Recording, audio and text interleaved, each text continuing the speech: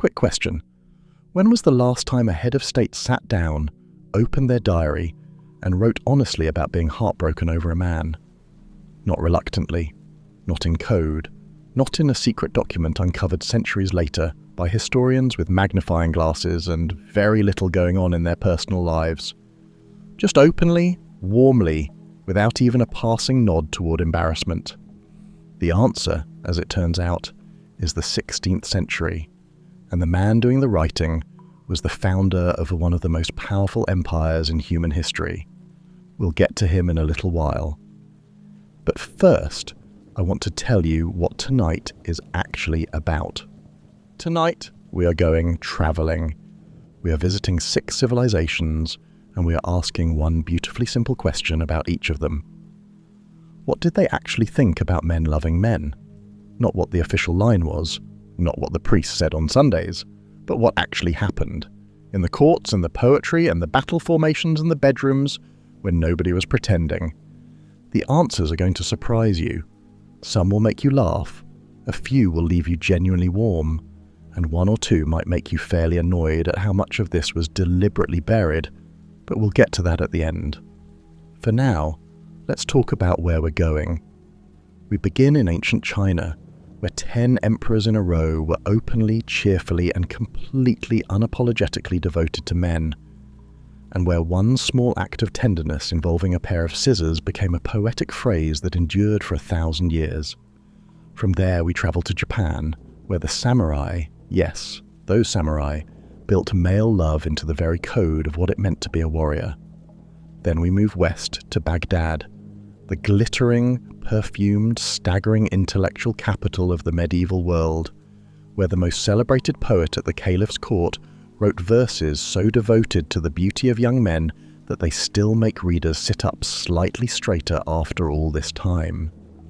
We visit the Mughal courts of India, where same-sex love was not merely tolerated but celebrated as the subject of the highest art forms, and where an emperor could write about a broken heart in his own autobiography without anyone raising so much as an eyebrow. We wander into Renaissance Florence, God's most gloriously hypocritical city, where 17,000 men were formally accused of sodomy in 40 years, where Michelangelo was writing passionate love poetry to men while simultaneously painting the Sistine Chapel, and where the punishment for most offenders was roughly the same as a modern parking ticket. Florence had strong feelings about sin, and equally strong feelings about not letting that ruin anyone's evening. And we end our journey with the Ottoman Empire, whose court poets wrote not just verses, not just whispered stanzas, but entire books dedicated to celebrating the beauty of men from every nation on earth. An empire that, at its peak, managed something almost no civilization has managed before or since. It simply did not consider this a problem. And then, once we have seen how extraordinary all of this was, we are going to talk about how it ended, how it was taken away, deliberately, systematically, and in most cases by the same group of people following the same set of instructions. That part of the story is important too, and we won't be skipping it. But before we start, drop a comment to tell us what was the first record or album that you bought just for fun, and please also take a moment to like this video and subscribe to the channel. It helps more than you know. And we've turned this story into a PDF storybook that you can download for absolutely nothing. It's got the full tale, all the eye-catching images, and the historical sources. Perfect for reading under the covers. See the comments for details. Now, dim the lights, and let's begin. Tonight, you are standing in the imperial capital of Chang'an, China, somewhere around the year 5 BCE. The city around you is the largest in the world, home to nearly 250,000 people, and it smells exactly how you'd expect a city of 250,000 people to smell before the invention of modern plumbing. But look past that. Look up.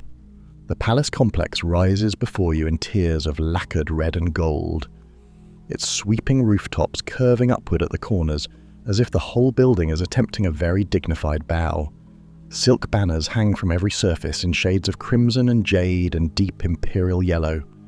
The air is thick with sandalwood incense, drifting out from the inner halls in slow, lazy curls. Somewhere inside, court musicians are playing something gentle and melodic on instruments you don't have a name for, and the sound drifts out into the courtyard, like a suggestion of sleep. This is the court of the Han Dynasty, one of the greatest empires in human history, an empire that gave China its very name, produced some of its greatest art, philosophy and literature, built the first major stretches of the Silk Road, and kept detailed records of almost everything. Excellent administrators, the Han, meticulous historians, the kind of people who wrote things down, which is useful for us tonight because what they wrote down is extraordinary. Here is a fact that your history teacher almost certainly did not mention.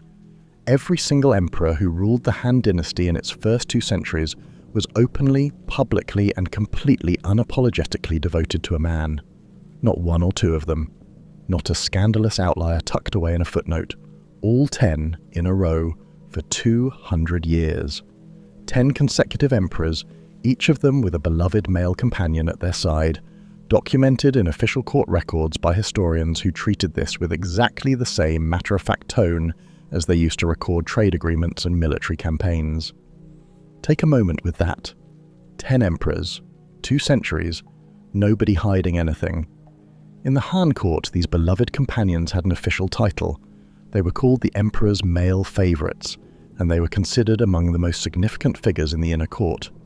They attended banquets, influenced policy, received gifts of land and silk and jade, and in several cases became extraordinarily powerful in their own right.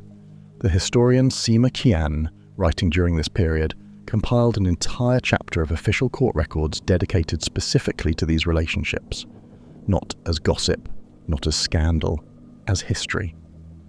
Now, the most famous of all these stories, the one that outlasted the dynasty by 1,000 years and became a poetic idiom still used in Chinese literature long after the Han emperors had turned to dust, belongs to Emperor Ai and his beloved companion, a young man named Dong Xian. Emperor Ai was not, by most accounts, a particularly successful emperor. His reign was short, his political achievements modest, and historians have noted with gentle diplomacy that he was perhaps better suited to loving than to governing. But as a man in love, he was, it has to be said, rather extraordinary. Dong Xian came to the court as a young official, and the emperor noticed him immediately.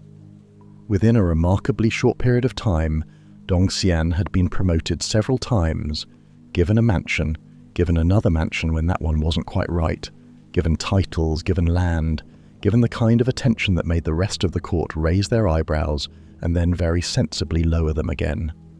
Emperor Ai was not subtle, he was not trying to be. He simply loved Dong Xian, and he saw no particular reason to pretend otherwise. The story that made them immortal is beautifully simple. One afternoon, the emperor and Dong Xian were resting together, and Dong Xian had fallen asleep on the emperor's sleeve. When the emperor needed to rise, he looked down at his sleeping companion, and he made a decision. Rather than disturb him, rather than tug the sleeve free or nudge him gently awake, he reached for a small blade and carefully, quietly, cut the sleeve from his own robe. He got up, dressed himself with one sleeve fewer than he'd started with, and let Dong Xian sleep. That is it. That is the whole story. A man with a pair of scissors and a very comfortable companion. It doesn't sound like much, perhaps, but within a generation the phrase "the passion of the cut sleeve" had entered Chinese poetry as a term for male love, and it stayed there for over 1,000 years, long after Emperor Ai was forgotten, long after the Han dynasty had crumbled, long after the palace at Chang'an had turned to rubble and sand. The image of a man cutting his own sleeve so as not to wake someone he loved endured through dynasties and centuries and revolutions, because it had caught something true, something recognizable, something any person who has ever lain very still in the early morning so as not to wake someone they adore understood immediately and completely. Historians have noted that the cut sleeve story is almost certainly too perfect to be entirely factual.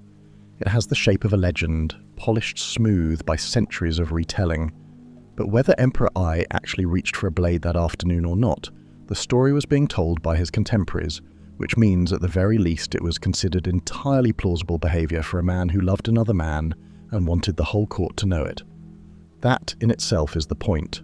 We are leaving China and we are going east to a set of islands where a different civilization had arrived at a remarkably similar conclusion by a completely different route.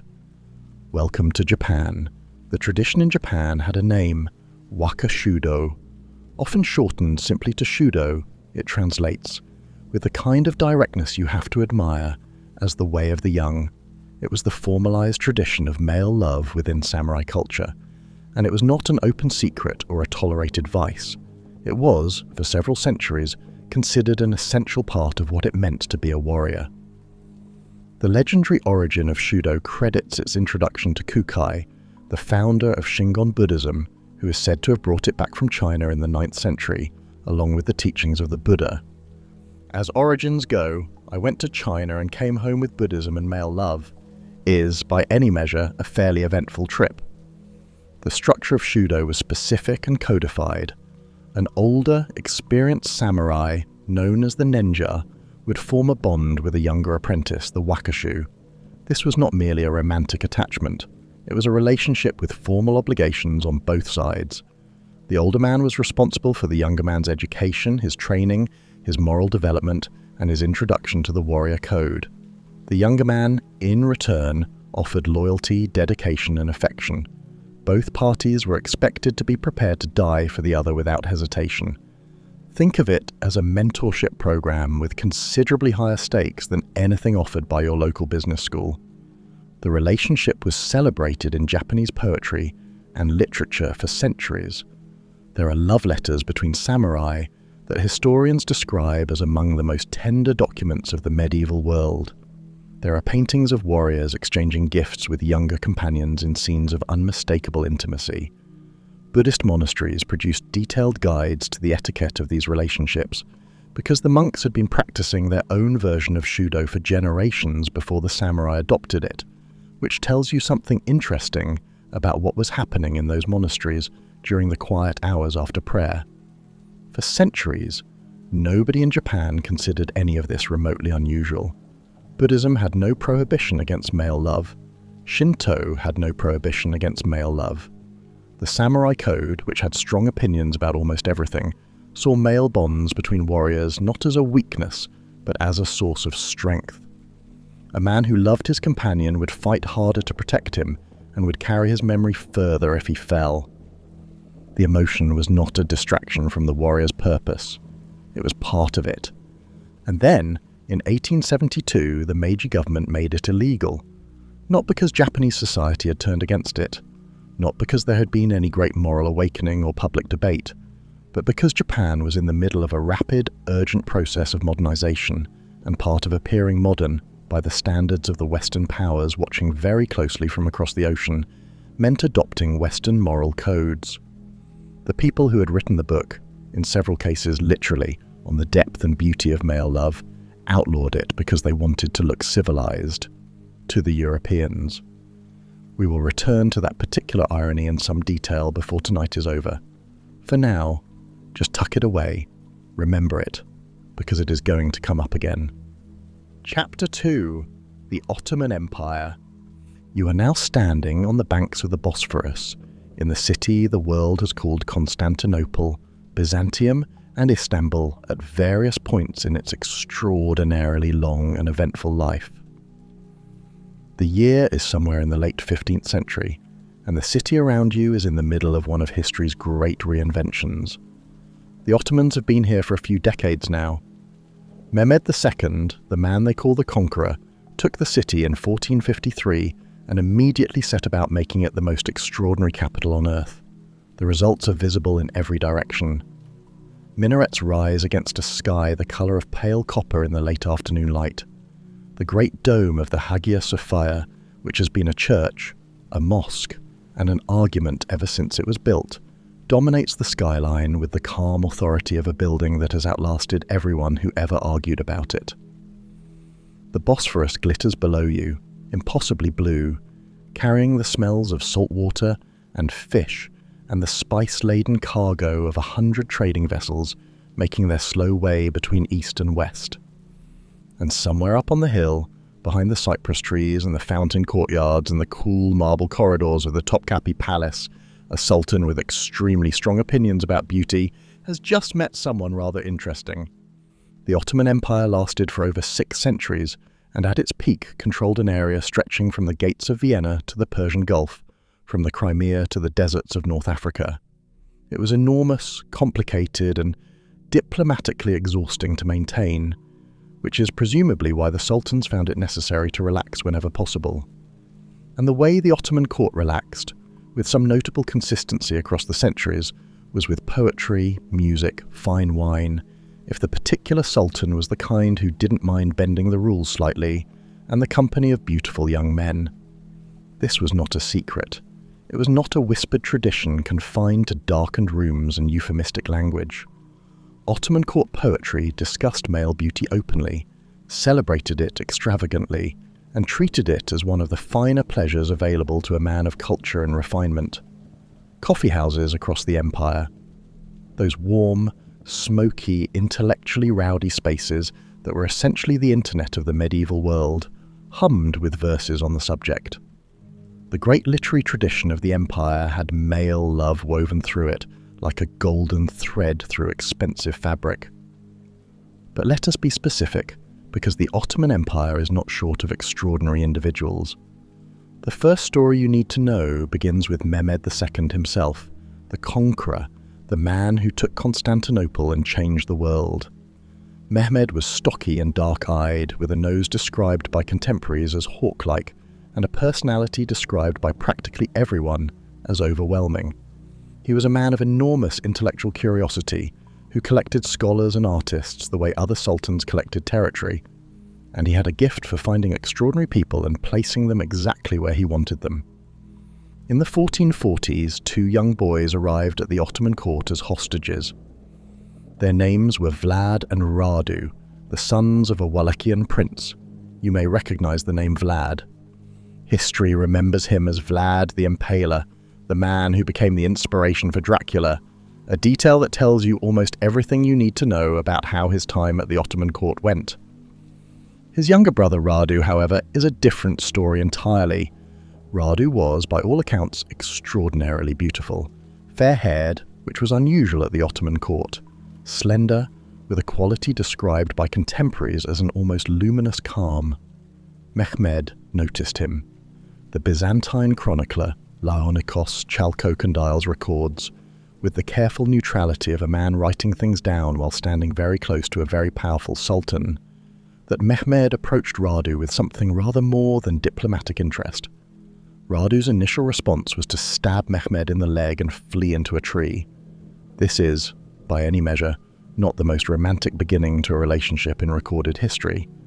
It is, however, possibly the most memorable. Somehow, despite the stabbing in the tree, the relationship developed. Radu converted to Islam, was welcomed into the inner court, and eventually became one of the most trusted figures in Mehmed's circle. He was present at the conquest of Constantinople in 1453, fighting at the Sultan's side. And when Mehmed's army marched into Wallachia in 1462 to deal with the ongoing and frankly exhausting situation involving Radu's brother Vlad, it was Radu who led the cavalry against him. The brother of Vlad the Impaler went to war against Dracula himself on behalf of the man who loved him. Radu is considered a traitor in Romania to this day. Whether he considered himself one is a question history has not preserved an answer to. Now, a few decades pass. We move forward to the reign of Suleiman the Magnificent, perhaps the greatest of all the Ottoman sultans, the man under whose rule the empire reached its fullest glory. Suleiman was tall, long-nosed, precise in his dress, fond of poetry, and in possession of what his contemporaries described as a gravity that commanded silence in any room he entered. He was also, from the moment he came to the throne, absolutely inseparable from a man named Ibrahim. Ibrahim Pasha had come to the Ottoman court as a slave, born in Greece to a family of modest circumstances. He was charming, brilliant, linguistically gifted, and possessed of a political intelligence that made those around him quietly uneasy. When Suleiman became sultan in 1520, Ibrahim was made head falconer, which sounds modest, until you understand that in an Ottoman court, the head falconer spent a very great deal of time with the sultan. From there, Suleiman promoted him at a pace that left the court breathless, and not entirely happily breathless either. Household master, governor of Rumelia, vizier, grand vizier, the second most powerful position in the empire. At the height of his power, Ibrahim Pasha displayed 6 horsetails on his standard. The Sultan himself displayed 7. Every other Grand Vizier in Ottoman history had displayed 3. The intimacy this represented was not lost on anyone at court, and according to contemporary sources it scandalized a significant number of them, which, given the Ottoman court's general tolerance for almost everything, tells you something about the scale of what Suleiman and Ibrahim had between them. They shared private quarters. They spent evenings together that Suleiman later described in poetry as the finest of his life. For 13 years, Ibrahim was not merely the administrator of the empire, but the person at its center, the man without whom, as one Ottoman source put it, the Sultan would conduct no important deliberation. They were, by every description available to us, essential to each other.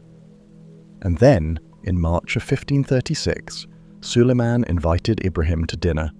Afterwards, Ibrahim went to bed. Men came in the night and killed him on the Sultan's orders. His body was found the next morning, his property was confiscated, his name was removed from documents where it was practical to remove it. Historians have debated the reasons ever since.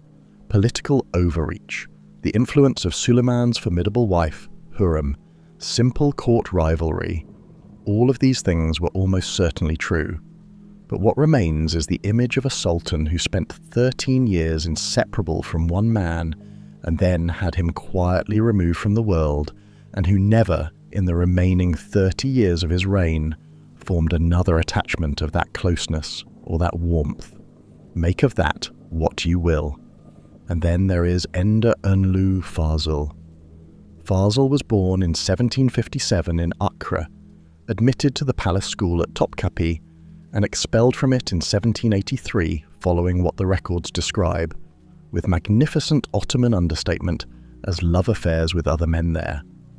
Having been thrown out of the most prestigious educational institution in the empire for his romantic enthusiasms, Fazıl did what any reasonable person would do in his position.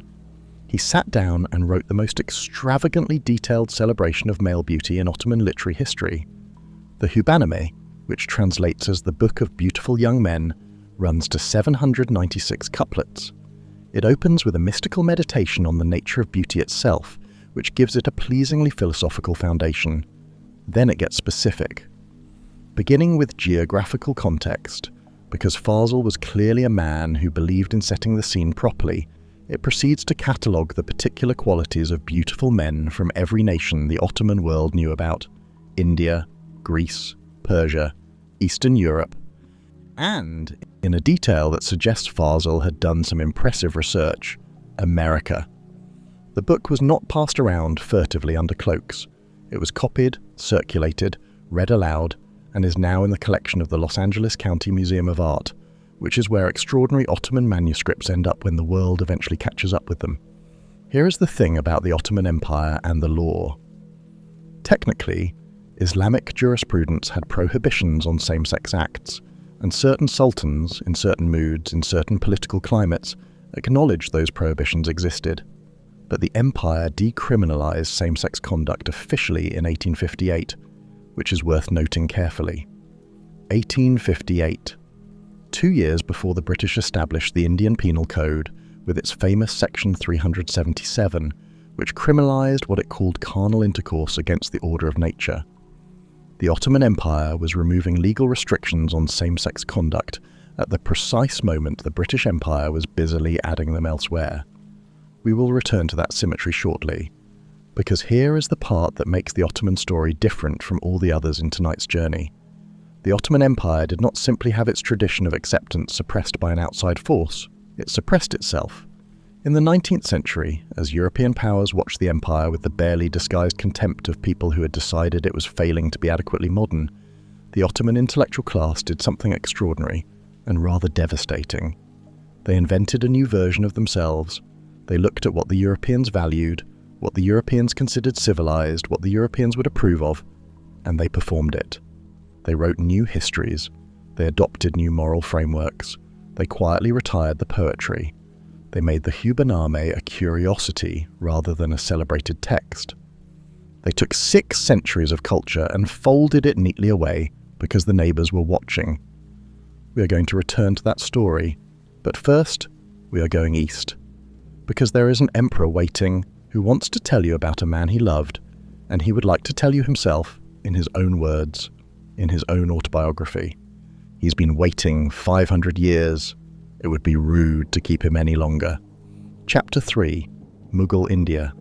You are in a military camp in the town of Khujand, somewhere in what is now Uzbekistan, in the year 1499. Around you, the camp bazaar is doing a brisk trade. Soldiers haggle over dried fruit and leather goods. Cook fires send up thin columns of smoke that smell of cumin and charred meat. The air is dry and cold with the particular crispness of Central Asian autumn, and the mountains in the distance are already white at their peaks. This is not yet the Mughal Empire. That comes later. Right now, it is simply a military camp belonging to a 17-year-old prince named Babur, who has been fighting for his inheritance since he was 12, has already lost and recaptured his kingdom twice, and is by any objective measure one of the most extraordinary young men alive. He is also, at this precise moment, completely unable to function, because somewhere in this bazaar there is a boy named Baburi. He is 14, perhaps 15. He works errands in the market, and Babur, the prince, the warrior, the man who will one day found one of the greatest empires in human history, has seen him and has been, as he will write in his own autobiography, entirely undone. I maddened and afflicted myself, Babur writes in the Baburnama, his personal memoir, which he kept throughout his life with the diligence of a man who understood he was living through remarkable times and wanted the record to be accurate. For a boy in the camp bazaar, his very name, Baburi, fitting in. He notes, with what feels very much like the self-awareness of a man transcribing his own embarrassment for posterity, that up until this point he had had no inclination for anyone. Love, he writes, was something he had neither heard of by experience nor discussed. And then there was Baburi. He could not look at him directly. Whenever the boy came near, Babur, who had faced armies in open battle without flinching, found himself staring at the ground. He certainly could not speak to him. He wandered through the camp in a daze, writing poetry about a face he couldn't quite bring himself to look at. He retreated into the hills alone to sit with the feeling of it, the way you do when an emotion is too large for the space around other people. He had conquered cities. He could not make eye contact. What makes this story extraordinary is not simply that it happened. It is that Babur wrote it down, in his own hand, in his own autobiography. Without apology, without code, without the elaborate evasions of a man who knows he is writing something that will get him into trouble. The Baburnama is one of the most celebrated documents in Islamic literature, the first true autobiography written in the Muslim world, studied and quoted and translated across centuries. And in it, the founder of the Mughal Empire included, matter-of-factly and with evident feeling, a full account of being a lovesick teenager over a boy in a market. There was no shame in it because there was nothing to be ashamed of. This was simply what had happened to him, and Babur was the kind of man who wrote down what happened to him. The poetic tradition Babur was writing within is important to understand here. In the great Persian and Urdu literary forms that shaped everything the Mughal court produced, the beloved was conventionally, grammatically, and in practice male. When a classical Urdu poet wrote about the curve of a neck or the darkness of an eye, or the particular quality of light in a beloved's face, the beloved was a young man. This was not metaphor, it was not spiritual abstraction. It was the dominant mode of romantic expression in one of the most sophisticated literary cultures the world has ever produced, and it ran uninterrupted from Persia through the Mughal courts for centuries. Babur's grandson Akbar, who ruled from 1556 to 1605, and is generally considered the greatest of the Mughal emperors, maintained this tradition with complete openness. His court poet Faizi composed verses celebrating the emperor's devotion to his male beloved, and these poems were not private letters. They were performed at court, in public, before an audience of nobles and scholars and visiting dignitaries, because in the Mughal court, love was love, and poetry about love was the highest art form available, and nobody saw any contradiction between these things. Akbar's son Jahangir went further still. Jahangir was a more complicated figure than his father, given to moods and to wine, and to an artistic sensitivity that sometimes overwhelmed his administrative instincts.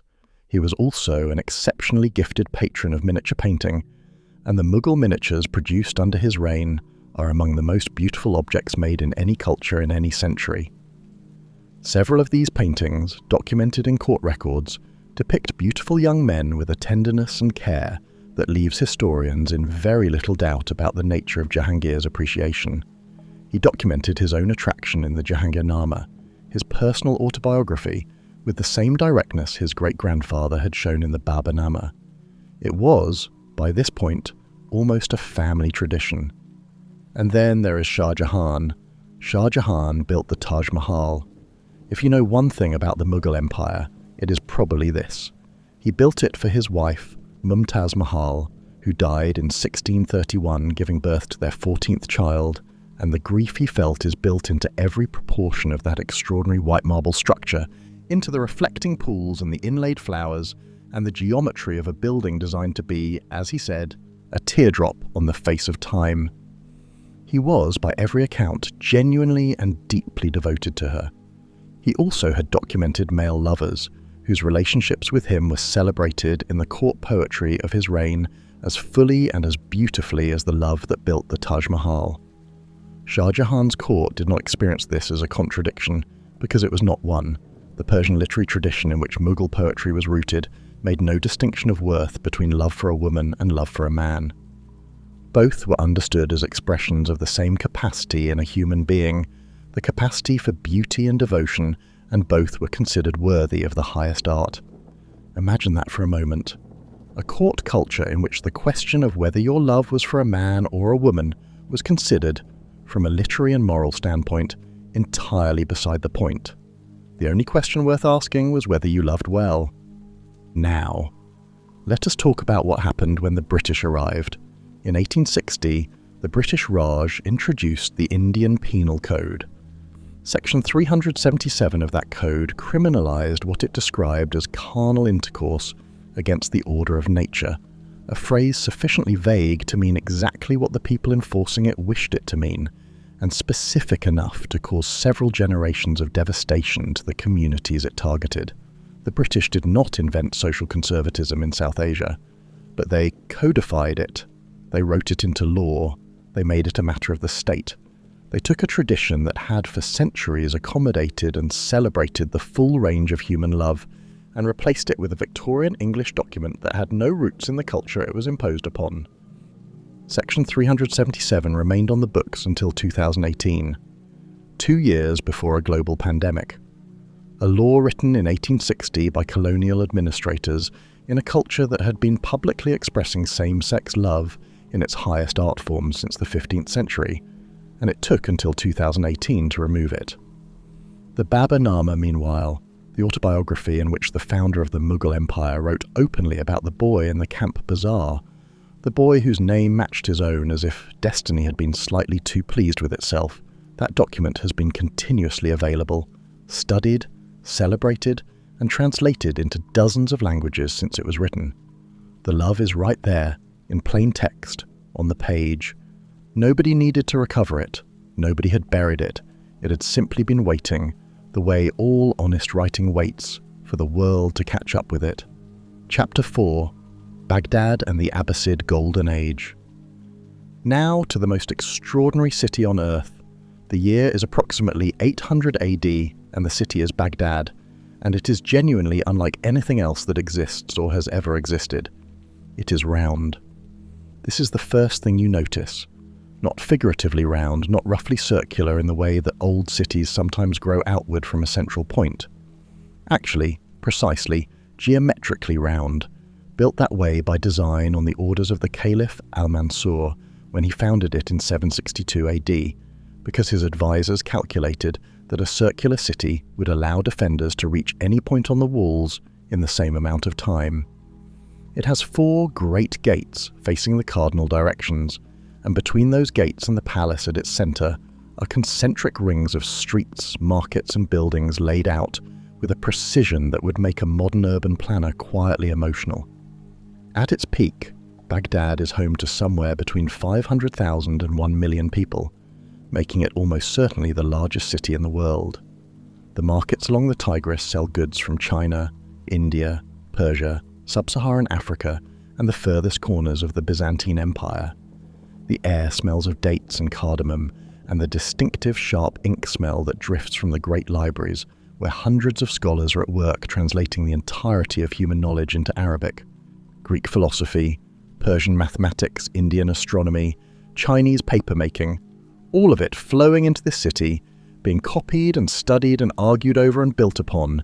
This is the House of Wisdom, Beit al-Hikmah, the intellectual capital of the world, the place where the Islamic Golden Age burned brightest, the medieval equivalent of having the internet, only with considerably better handwriting and no comment sections. And in the middle of all this extraordinary human achievement, at the court of the most powerful rulers on earth, there is a poet.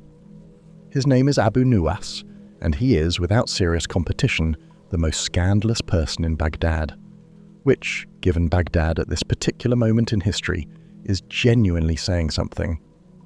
Abu Nuwas was born around 756 in Ahwaz in what is now Iran, to an Arab father and a Persian mother, which gave him a literary inheritance from two of the greatest poetic traditions in the world. He came to Baghdad young and hungry and extraordinarily talented, and he proceeded to make himself the most celebrated and simultaneously the most controversial poet of his era, which he accomplished by the straightforward method of writing exactly what he wanted to write and making it so brilliant that nobody could quite bring themselves to stop him, however hard they tried. And they tried quite hard. His output was vast. Over 500 poems survive. The majority of them are explicitly homoerotic, written in a new style he helped pioneer that abandoned the ancient desert conventions of Arabic verse in favor of something urbane, witty, sensual, and deeply, unmistakably personal. He wrote about wine, which was already provocative given Islamic prohibitions on alcohol. He wrote about beautiful young men at great length, with considerable technical skill, and not even a passing gesture toward metaphor or abstraction.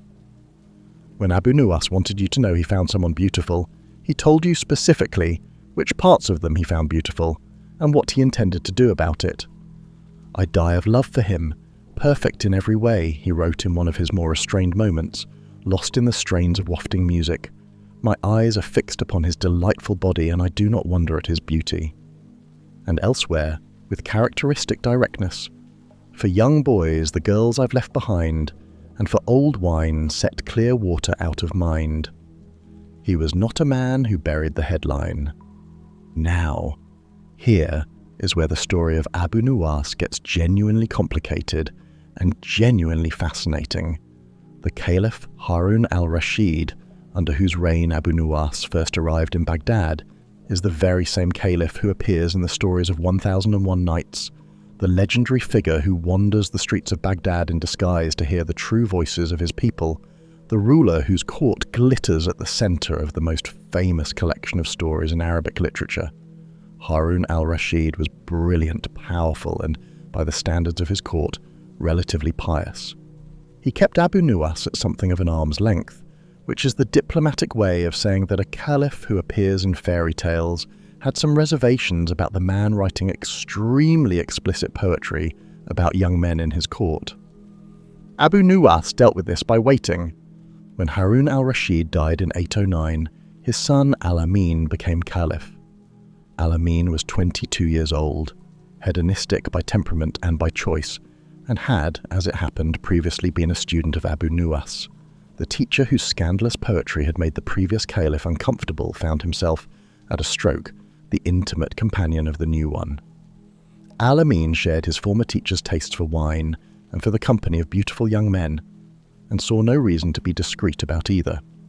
Most scholars believe that the greatest bulk of Abu Nuwas's surviving work was written during Al-Amin's reign, which makes sense. A poet writes best when he is not looking over his shoulder. The two of them were, by all accounts, genuinely close, in a way that went well beyond the formal client and patron relationship that usually existed between poets and caliphs.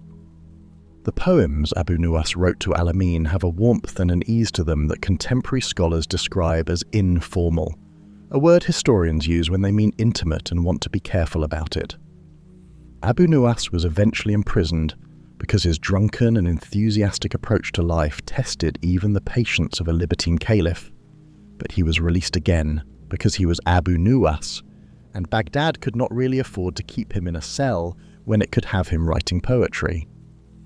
Al-Amin was eventually overthrown by his brother Al-Ma'mun, who was puritanical where Al-Amin had been dissolute, and who had no patience whatsoever for Abu Nuwas or his work.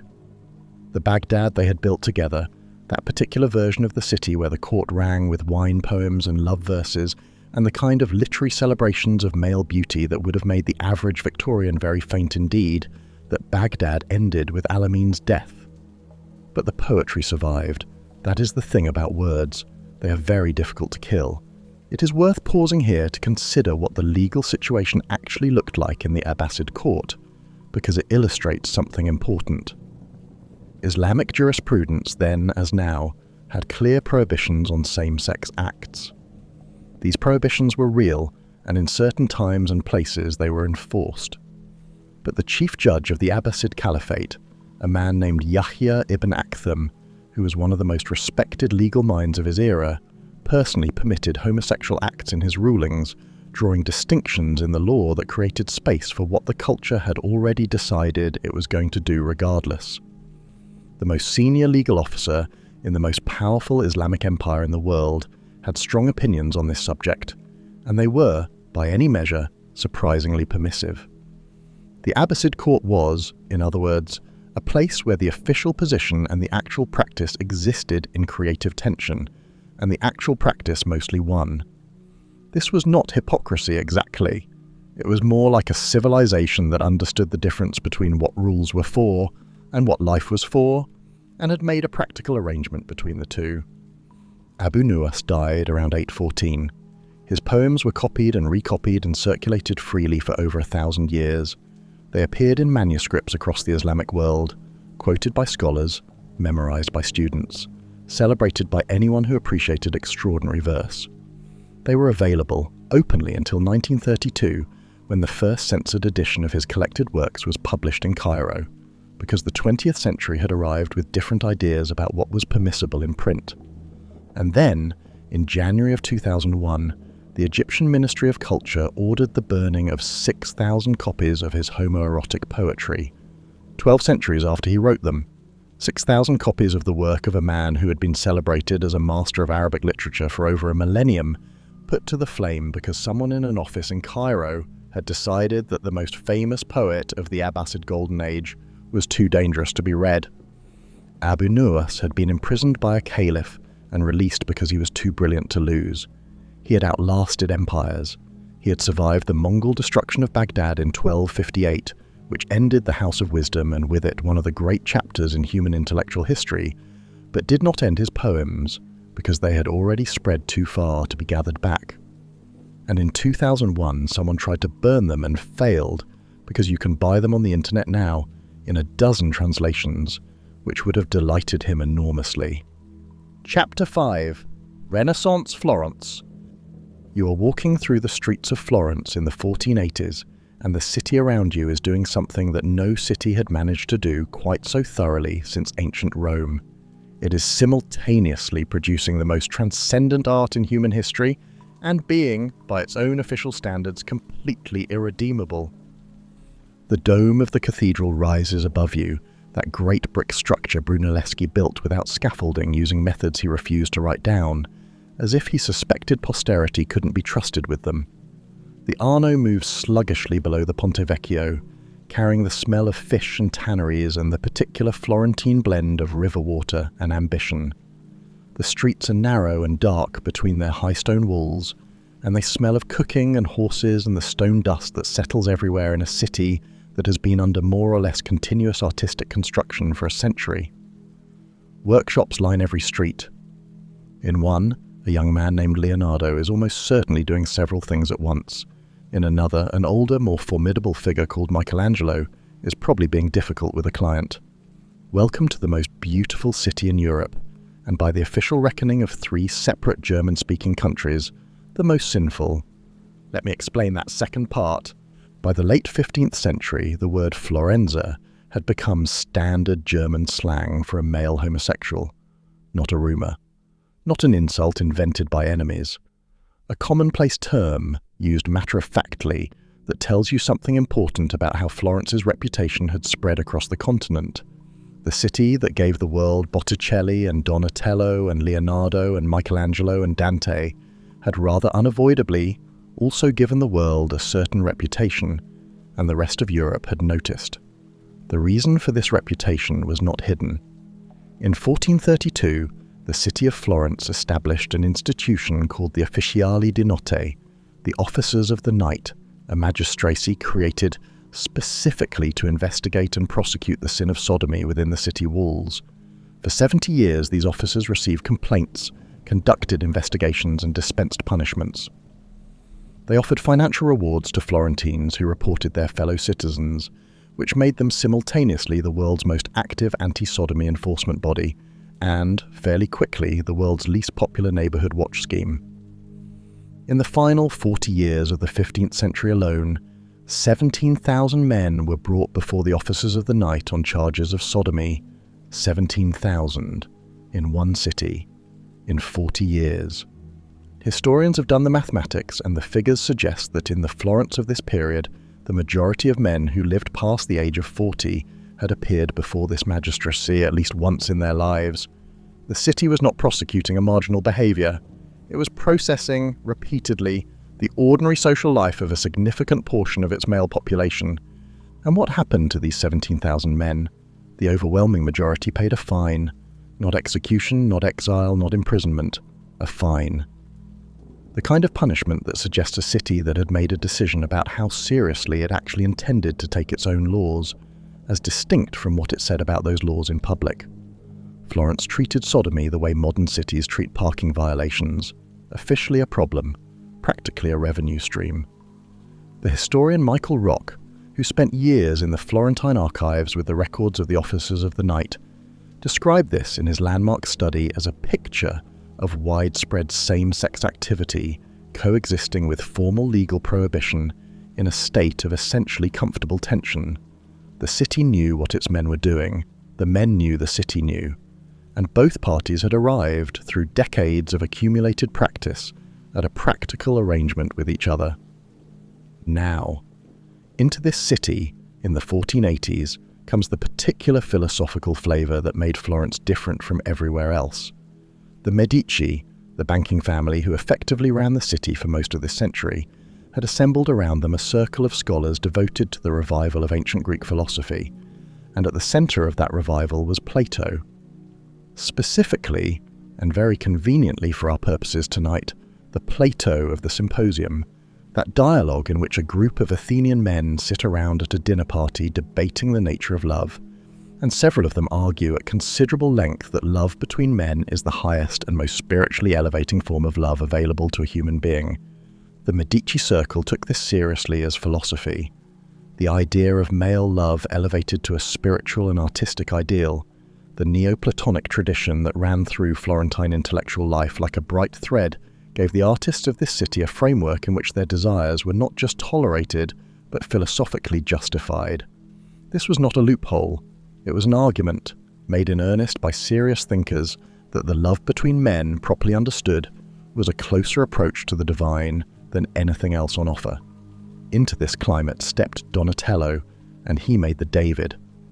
You can see it today in the Bargello Museum, and if you haven't, you should add it to your list because photographs do not prepare you for the experience of standing in front of it. Cast in bronze sometime in the 1440s, it is the first freestanding nude male sculpture made since antiquity. David stands with one foot on the severed head of Goliath, holding the sword easily at his side, wearing nothing except a hat and a pair of boots, with the feathers of Goliath's helmet drifting up along the inside of his leg in a detail that is not subtle and was not meant to be. The figure is described by art historians as lithe, androgynous, deliberately sensual. Scholars have noted that the head was clearly inspired by ancient sculptures of Antinous, the young man the Emperor Hadrian deified whose features Donatello apparently found as compelling as Hadrian had. The Medici commissioned this sculpture for their own palace courtyard. They placed it at the centre of their private world and looked at it daily. Donatello's love of beautiful young men was, according to the historical record, well known, tolerated, and actively protected by the Medici family, who saw his talent and his sensibility as inseparable. And then there is Leonardo. On the 9th of April, 1476, Leonardo da Vinci was 23 years old, working in the studio of the great artist Verrocchio, and almost certainly already doing things with a sketchbook that would eventually lead historians to describe him as the greatest genius who ever lived. On that specific April day, an anonymous accusation was deposited in one of the tamburi, the collection boxes the officers of the night maintained around the city for receiving tips from concerned citizens. The accusation named Leonardo and 3 others as having committed sodomy with a 17-year-old boy named Jacopo Saltarelli, who worked as a goldsmith's assistant and was, according to the document, well known in certain circles.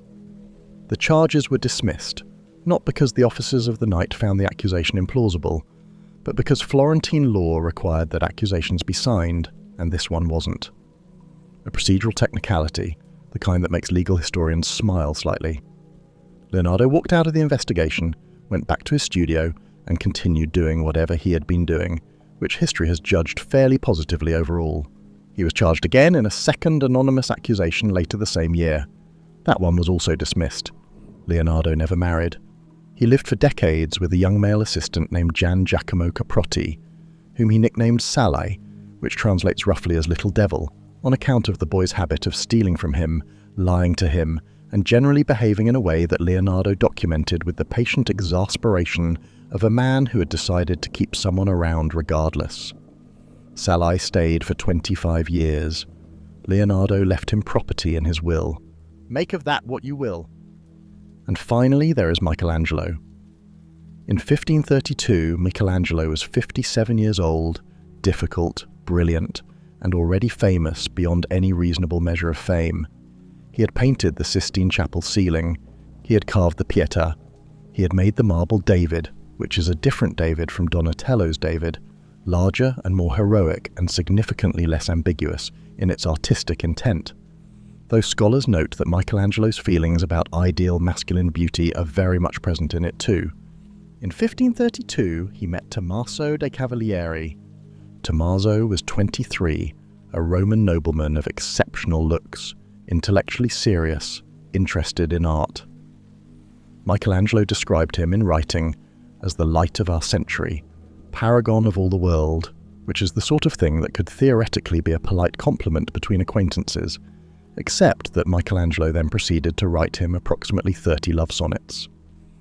This sequence of poems is the first large collection of love poems addressed by one man to another in any modern language. It predates Shakespeare's sonnets to his young friend by 50 years. The sonnets are not ambiguous. They describe love, longing, devotion, the specific agony of feeling something very large for another person and not knowing what to do with it. They are extraordinarily beautiful, the work of a man who had spent his whole life transforming feeling into art and who was, at 57, in the grip of the most powerful feeling of his life. Tommaso and Michelangelo remained close until the end. When Michelangelo died in 1564, Tommaso was at his bedside. After Michelangelo's death, his nephew, a man named Michelangelo the Younger, prepared an edition of the sonnets for publication. He had some thoughts about the pronouns. The poems addressed to Tommaso, those 30 extraordinary love sonnets, were edited so that the beloved in them appeared to be a woman. A simple change, grammatically speaking, a profound erasure, historically speaking. Scholars eventually restored the original versions because the originals were in Michelangelo's own hand and the changes were obvious. But for several centuries, the most passionate love poems the greatest artist of the Renaissance ever wrote were quietly rearranged by a nephew with a concern for the family's reputation, so that the man they were written for disappeared from them entirely. The city that invented the word Florence as a category that prosecuted 17,000 men and fined almost all of them and looked the other way for most of a century, produced art that still fills the world's museums, and then it spent several more centuries quietly pretending it hadn't. Chapter 6: Ancient Greece, Egypt, and Rome.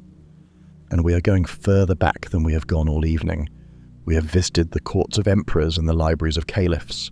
We have wandered through the markets of Baghdad and the workshops of Florence and the warrior camps of feudal Japan. We have travelled across 2,000 years and half the surface of the earth. And now, for our final stop before we talk about what happened to all of it, we are going somewhere older than any of that. We are going to Egypt, and we are going underground. The tomb of Khnumhotep and Nyankhnum sits in the necropolis at Saqqara, carved into the desert rock during the 5th dynasty of ancient Egypt, approximately 4,400 years ago. It was discovered in 1964 by an Egyptologist named Ahmed Musa, who was excavating a causeway for a nearby pyramid, and found it by what history records as fortunate accident, which is how archaeology finds most of its best things. The tomb is painted. Scenes cover every wall in the vivid, precise style of Old Kingdom Egyptian art. Figures in profile with their broad shoulders turned toward you, surrounded by hieroglyphs that identify them and describe their lives. 2 men are depicted throughout, in scene after scene, in a relationship that the paintings leave very little room to misinterpret. Their names were Khnumhotep and Nyankhnum.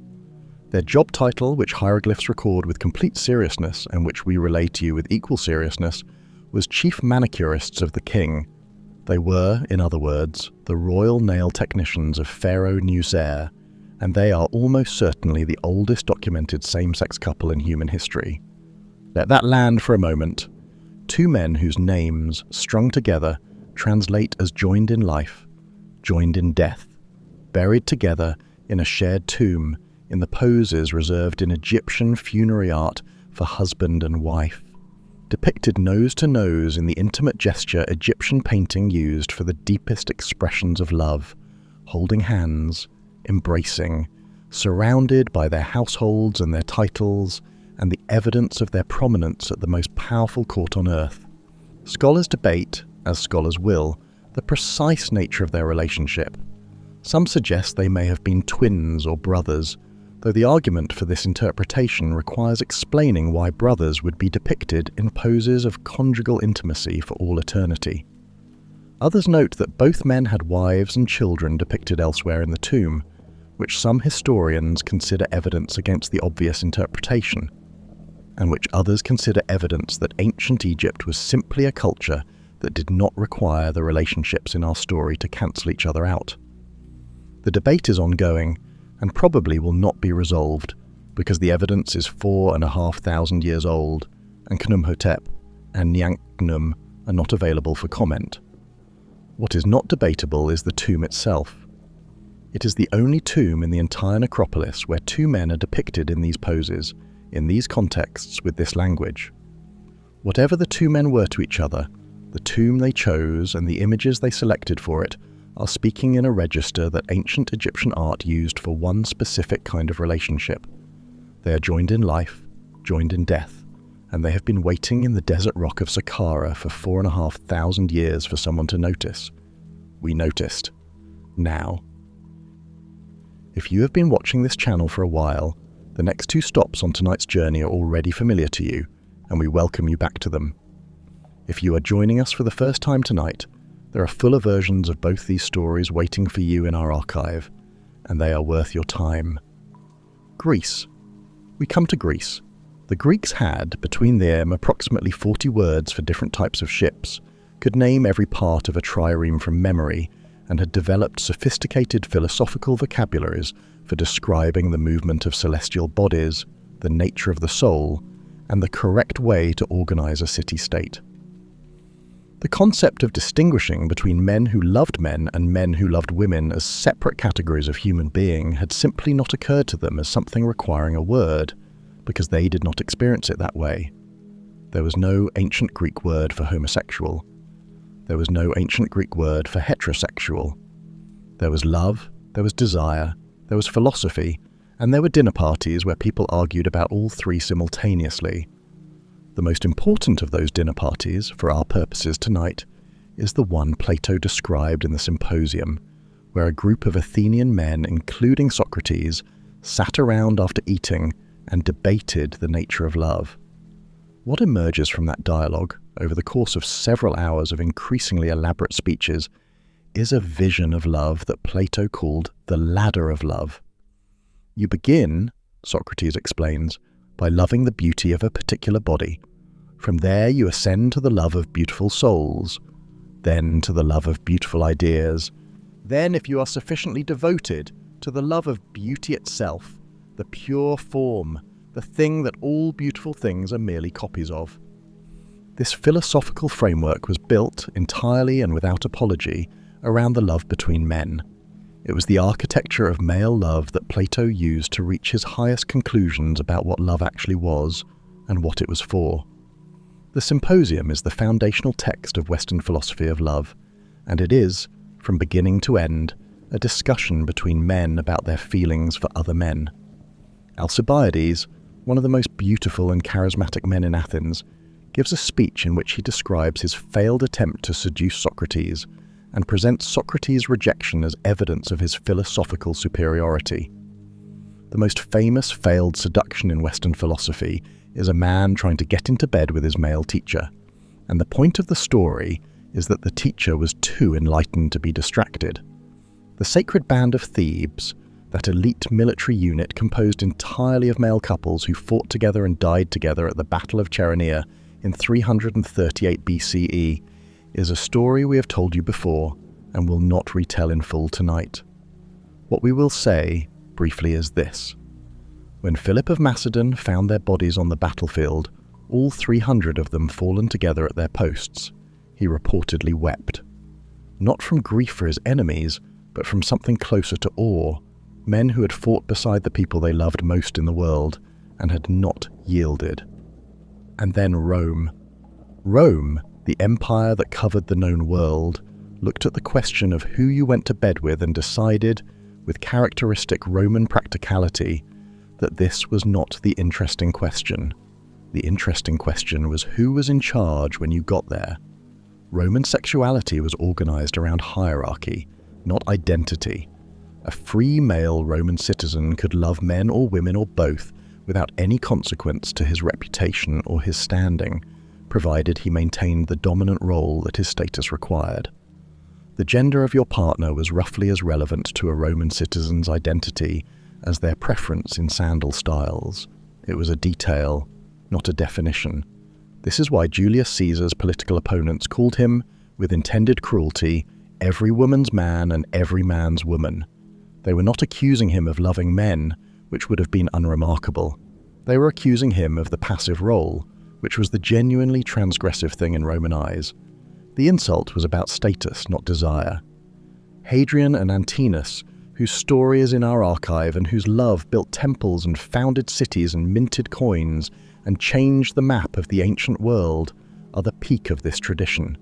The emperor who made his beloved a god. But here's the thing about Rome that matters for tonight's story, the thing that connects everything we have seen to everything we're about to say. Rome produced Christianity, the empire that shrugged at the gender of your beloved, that built its erotic culture on hierarchy rather than identity, that gave us Hadrian's grief and Nero's marriages and 1,000 years of poetry about beautiful boys, also gave the world the institution that would spend the next 15 centuries methodically, deliberately, and very effectively dismantling everything else in tonight's story. The civilization that was the most indifferent to same-sex love also gave birth to the force most committed to its destruction. That is where we are going next. Bonus chapter, the Erasure. We have travelled a long way tonight. We have been to ancient Egypt, where two men who called themselves joined in life and joined in death were buried together 4,500 years ago and left us pictures of their love on every wall. We have sat with the philosophers of ancient Greece who built their greatest ideas about the human soul on the foundation of male love. We have walked the sexually indifferent streets of Rome, where what mattered was your status, not your partner. We have wandered through Renaissance Florence, that gloriously hypocritical city that prosecuted 17,000 men and fined most of them and kept the workshops open regardless. We have heard the poetry of Abu Nuwas drift through the candlelit halls of Baghdad at the height of human civilization. We have read Baba's diary in his own hand without apology. We have felt the Ottoman Empire's pride in its own traditions and watched Suleiman's court poets write entire books about the beauty of men from every nation on earth. We have followed the samurai code to its roots in the mountains of medieval Japan, where love between warriors was not a weakness, but a source of strength. And now we need to talk about what happened to all of it. Because here is the thing. If you grew up in the West, or in many parts of the world shaped by Western influence, and someone had described any of this to you before tonight, it would have sounded like an argument, like someone making something up, or cherry-picking, or projecting modern ideas onto ancient cultures that would have found them alien. And that feeling, that instinctive sense that this history is somehow suspicious or improbable, is itself evidence of the thing we're about to discuss. The erasure was not an accident. It was a project, and it was carried out with extraordinary thoroughness. The mechanism was, across almost every culture we have visited tonight, remarkably consistent. European colonial powers arrived. They brought with them a specific form of Christianity that had, by the time of the great colonial expansions of the 16th through 19th centuries, hardened around a set of convictions about sexuality that treated same-sex love as not merely sinful, but as a mark of civilizational failure. And they had the legal power, the military power, and the institutional power to enforce those convictions on the cultures they encountered. In the Americas, Christian missionaries arrived among peoples whose spiritual traditions had honored gender-diverse individuals as sacred intermediaries for centuries. Boarding schools were established where children were taken from their families and punished for any expression of these traditions.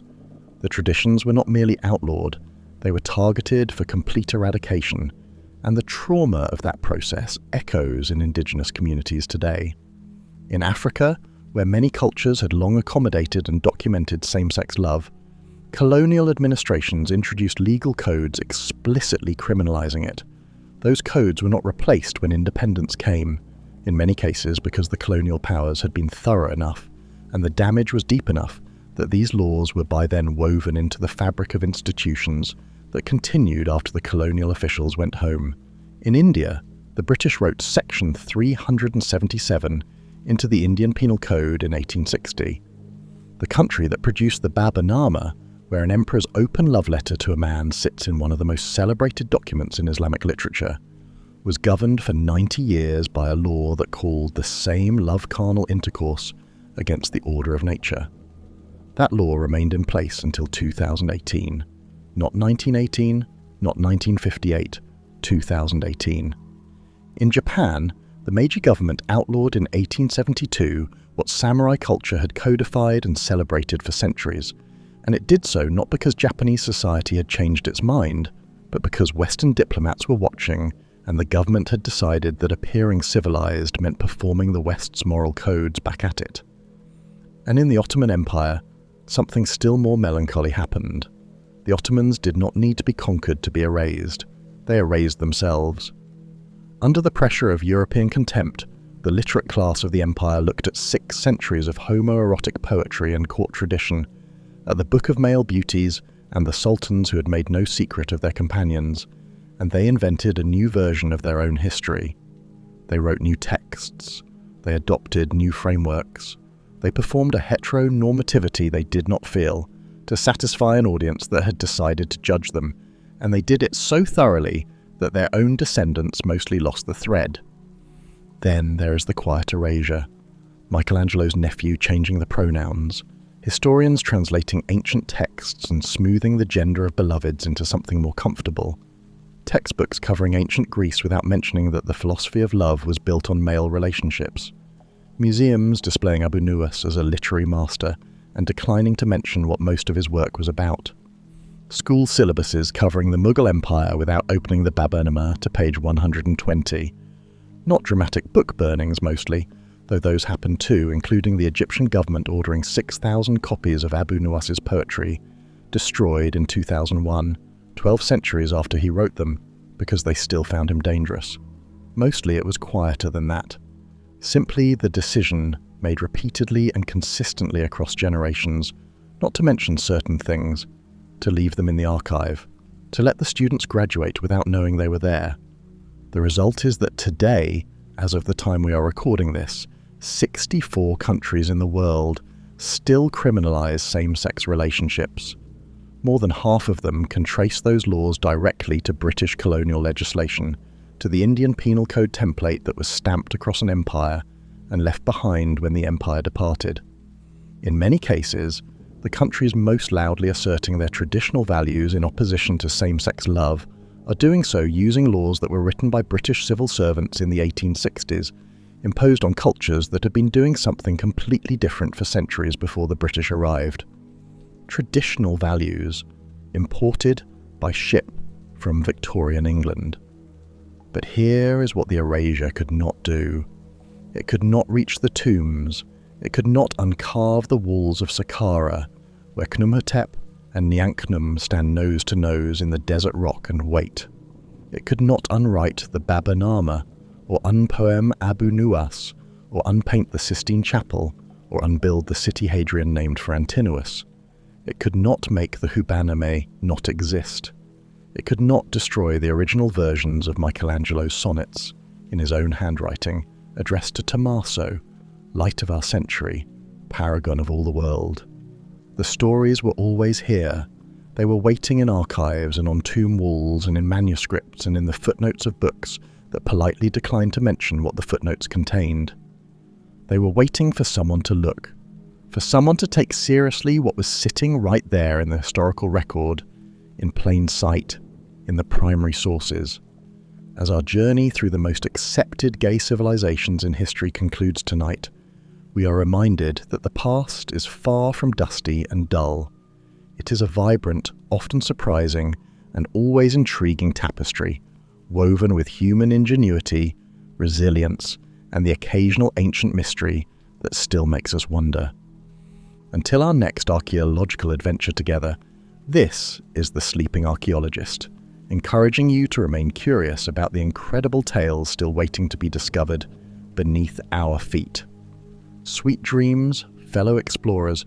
Don't forget to subscribe to the channel, and may your rest be filled with wonder at the remarkable tapestry of human history. Thank you for having me here. What a great channel. Our next story is the ancient library fire that never actually happened. Hope you like it. It's a story we all love to tell ourselves. It's a clean, tragic, almost cinematically perfect little nugget of history. You know the one.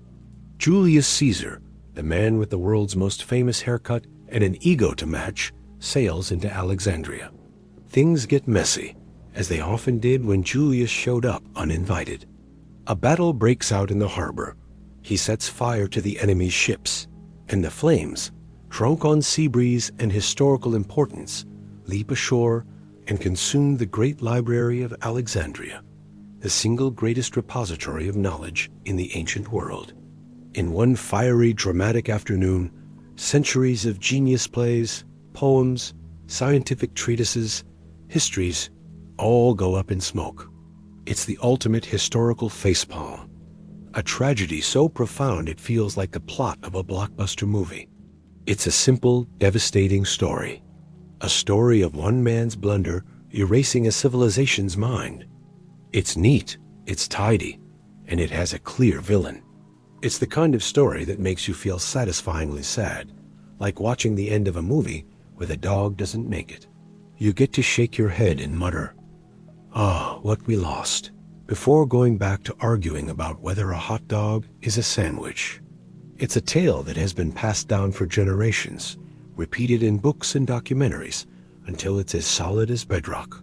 It's the perfect tragic ending to the life of the world's greatest library, and it's almost entirely wrong. Tonight, you are not a Roman general having a very bad day at the office. You are not a helpless citizen watching your city's heritage turn to ash. Tonight, You are Demetrios of Phalerum, the second of your name, head scribe and senior archivist of the Great Library of Alexandria. The year is 70 AD, more than a century after Caesar's little harborside barbecue. And as you walk through the cool, shaded colonnades of the Mouseion, the Great Library's parent institution, the only smoke you smell is the incense burning in the nearby Temple of Serapis. The library is still here.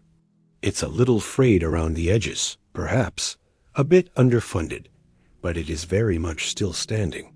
Your problem isn't a catastrophic fire from the distant past. Your problem is paperwork and bookworms and the endlessly frustrating, soul-crushing reality that the greatest threat to human knowledge isn't a single glorious blaze, but a slow, creeping, and profoundly boring decay. The undeniable proof, the archaeological receipts for your continued employment, aren't grand monuments, but something far quieter.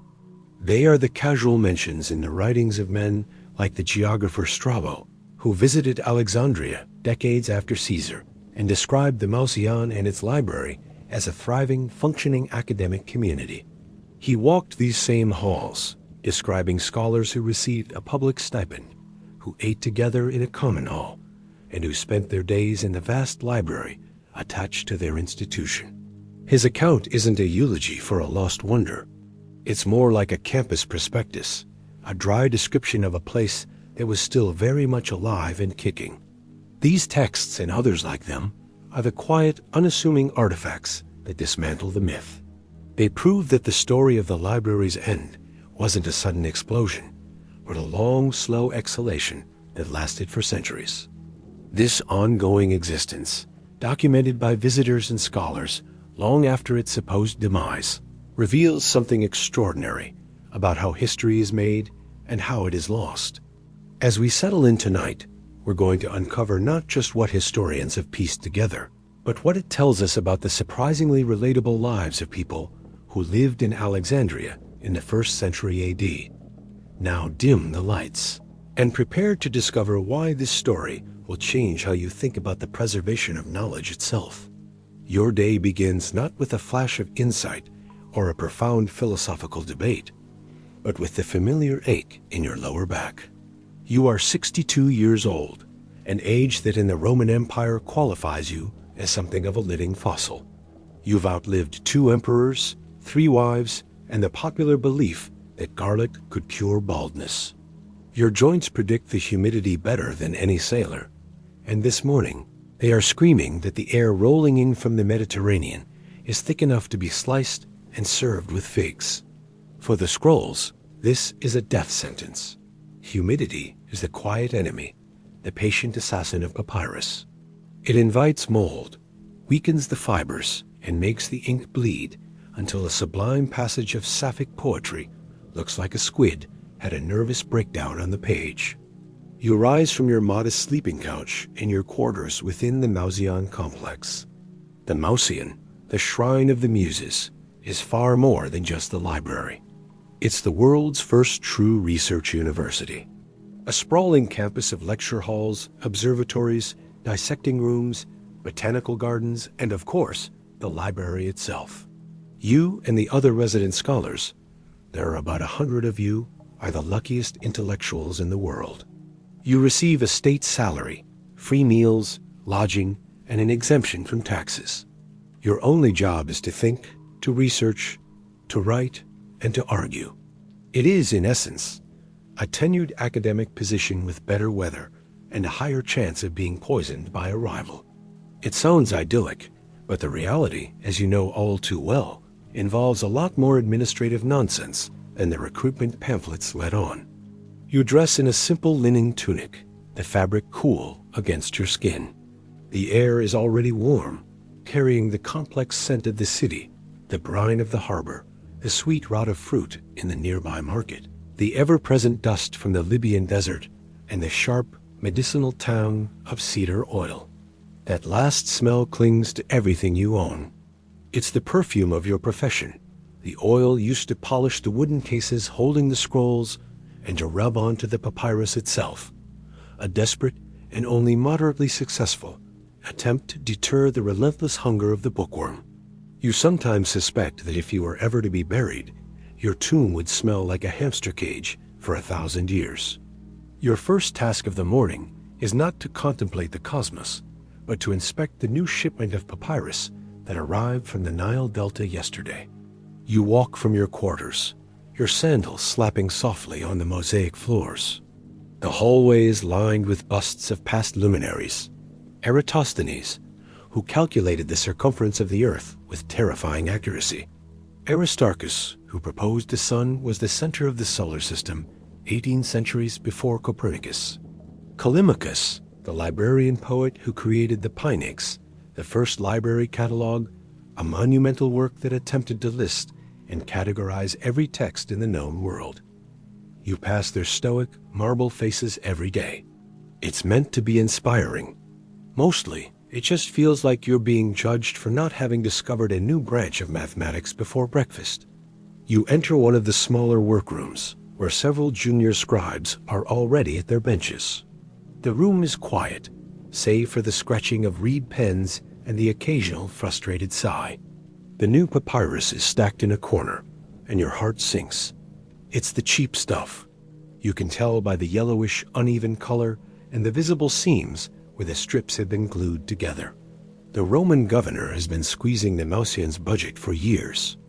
Imperial priorities have shifted. They want practical knowledge manuals on siege engines, treatises on aqueduct construction, histories that glorify Rome. They have little time for what they see as frivolous Greek pursuits, like lyric poetry or speculative philosophy. The quality of the papyrus is the first casualty. You pick up a sheet. It's rough to the touch. A good scribe can make it work, but the pen will snag. The ink will feather. Copying a masterpiece onto this feels like serving fine wine in a dirty boot. You run your thumb over the surface and mutter a quiet curse to the gods of bureaucracy. This is the real grinding threat to the library. Not a sudden inferno, but the slow attritional warfare of 1,000 tiny budget cuts. It's death by 1,000 parchments. The slow, boring, administrative strangulation of the world's greatest intellectual treasure. And no one will ever write an epic poem about it. The fall of knowledge isn't a bang. It's the endless rustle of substandard stationery. Your inspection of the papyrus is interrupted by a junior scribe, a nervous young man from Rhodes named Lycomedes. He's holding a scroll with the caution of a man handling a viper. "Master Demetrios," he whispers, "we have a problem with Sophocles." You take the scroll. It's a copy of Oedipus Rex *, destined for a wealthy Roman merchant who wants to appear more cultured than he is. As you unroll it, you see the issue. A huge dark blotch of ink has smeared across a pivotal chorus, rendering it illegible. The scribe responsible, a boy from Thebes, looks on the verge of tears. This is a common disaster. Ink in your time is a fickle thing, a mix of soot, gum arabic, and water.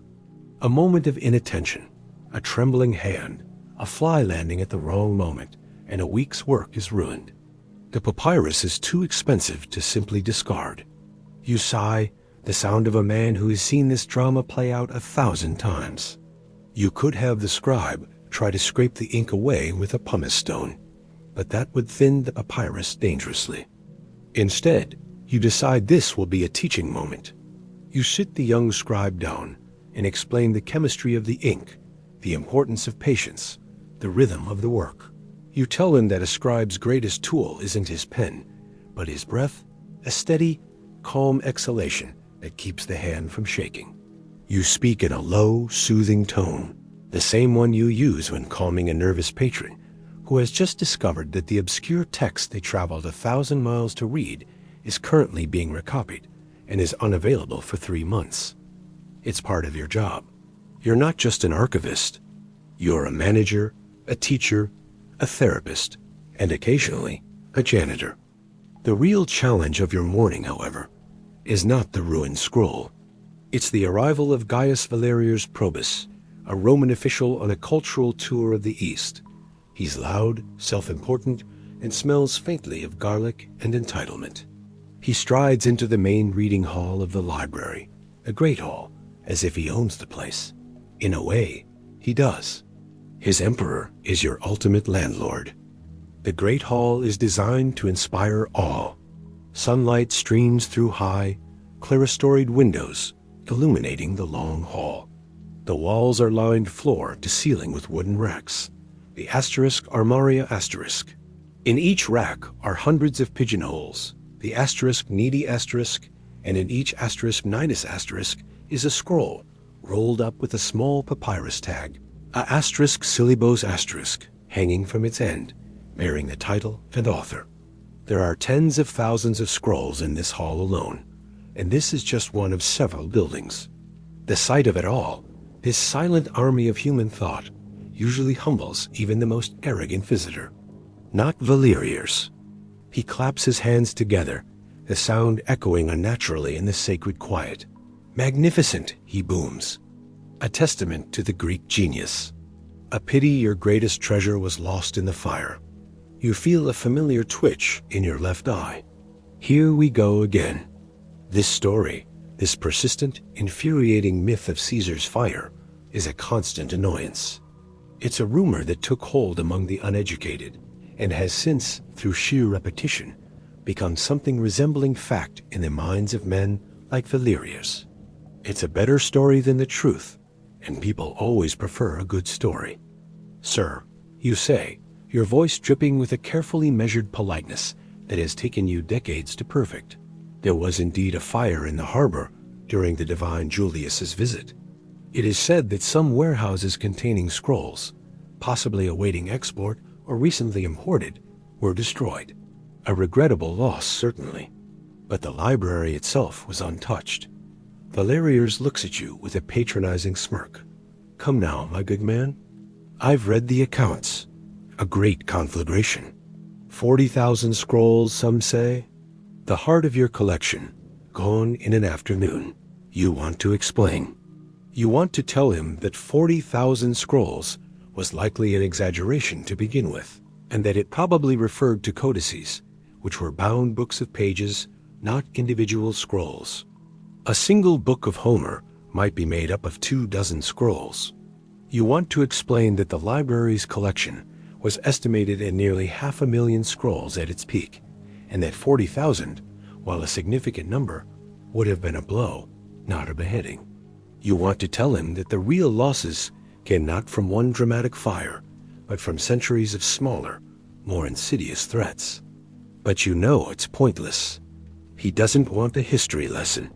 He wants to stand here and feel the tragic weight of history. He wants the simple, powerful narrative. The truth is messy.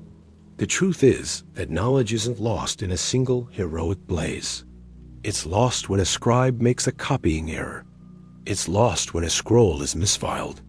It's lost when a scholar decides one author is more worthy of preservation than another. It's lost when a budget is cut, and you have to choose between repairing the roof or acquiring a new copy of a play by Aeschylus. It's lost when people simply stop reading something, and the last copy crumbles to dust from neglect. So you just smile. A thin, weary smile.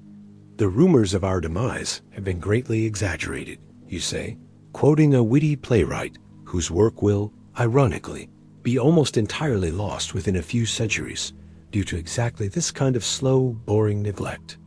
You lead him on a tour. You show him the cataloging room, where scribes are meticulously updating the Pinax of Callimachus. This is the intellectual heart of the operation. Without a catalog, a library of this size is just a dragon's hoard of meaningless paper. It's a pile, not a collection. The Pinax is a wonder of the world in its own right, 120 scrolls long, a comprehensive bibliography of all Greek literature. It lists authors, biographical details, the first line of each work, and summaries. It is the Dewey Decimal System, Wikipedia, and Goodreads all rolled into one, and it is a constant, unending work in progress. You show Valerius a new acquisition, a series of astronomical charts from Babylon, copied onto fresh papyrus. You explain how the charts track the movement of planets with a precision that still astonishes you. He seems momentarily interested, but then his eyes glaze over. He's more interested in the gossip. Is it true, he asks, lowering his voice conspiratorially, that you have a secret vault? A place where you keep the forbidden texts? You almost laugh. Forbidden texts. As if knowledge could be so easily contained. The library's policy, established by the Ptolemies centuries ago, was brutally simple. Acquire everything. Every ship that docked in Alexandria's harbor was boarded by officials. Any book found on board was seized and taken to the library. The scribes would copy it, keep the original, and return the copy to the owner. This aggressive, state-sponsored intellectual piracy was the secret to the library's greatness. It wasn't about hoarding secrets. It was about hoarding everything, on the principle that you never know what might be useful. The collected wisdom of humanity wasn't a curated garden. It was a sprawling, chaotic jungle. And your job was to try and draw a map of it. We have many unique texts, of course, you replied diplomatically. But our goal is preservation, not concealment. You guide him past a group of scholars deep in a heated argument.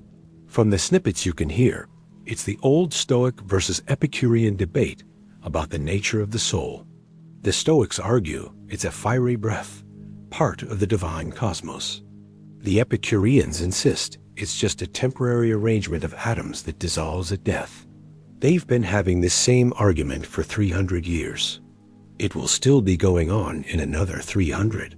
Some things, it seems, are immune to the ravages of time.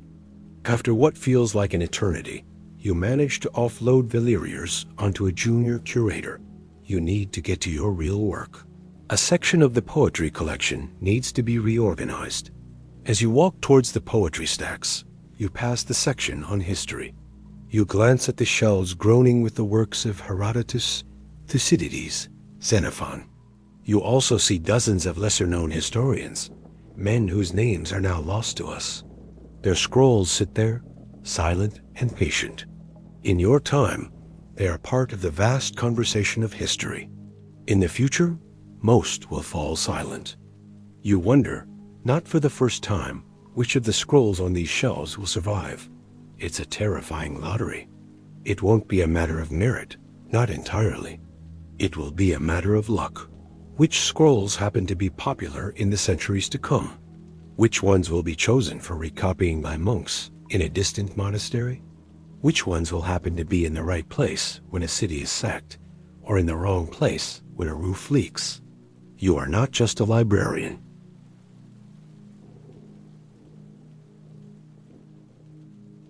You are a custodian standing on a shoreline, trying to save a few precious shells while the tide of oblivion slowly, relentlessly rises.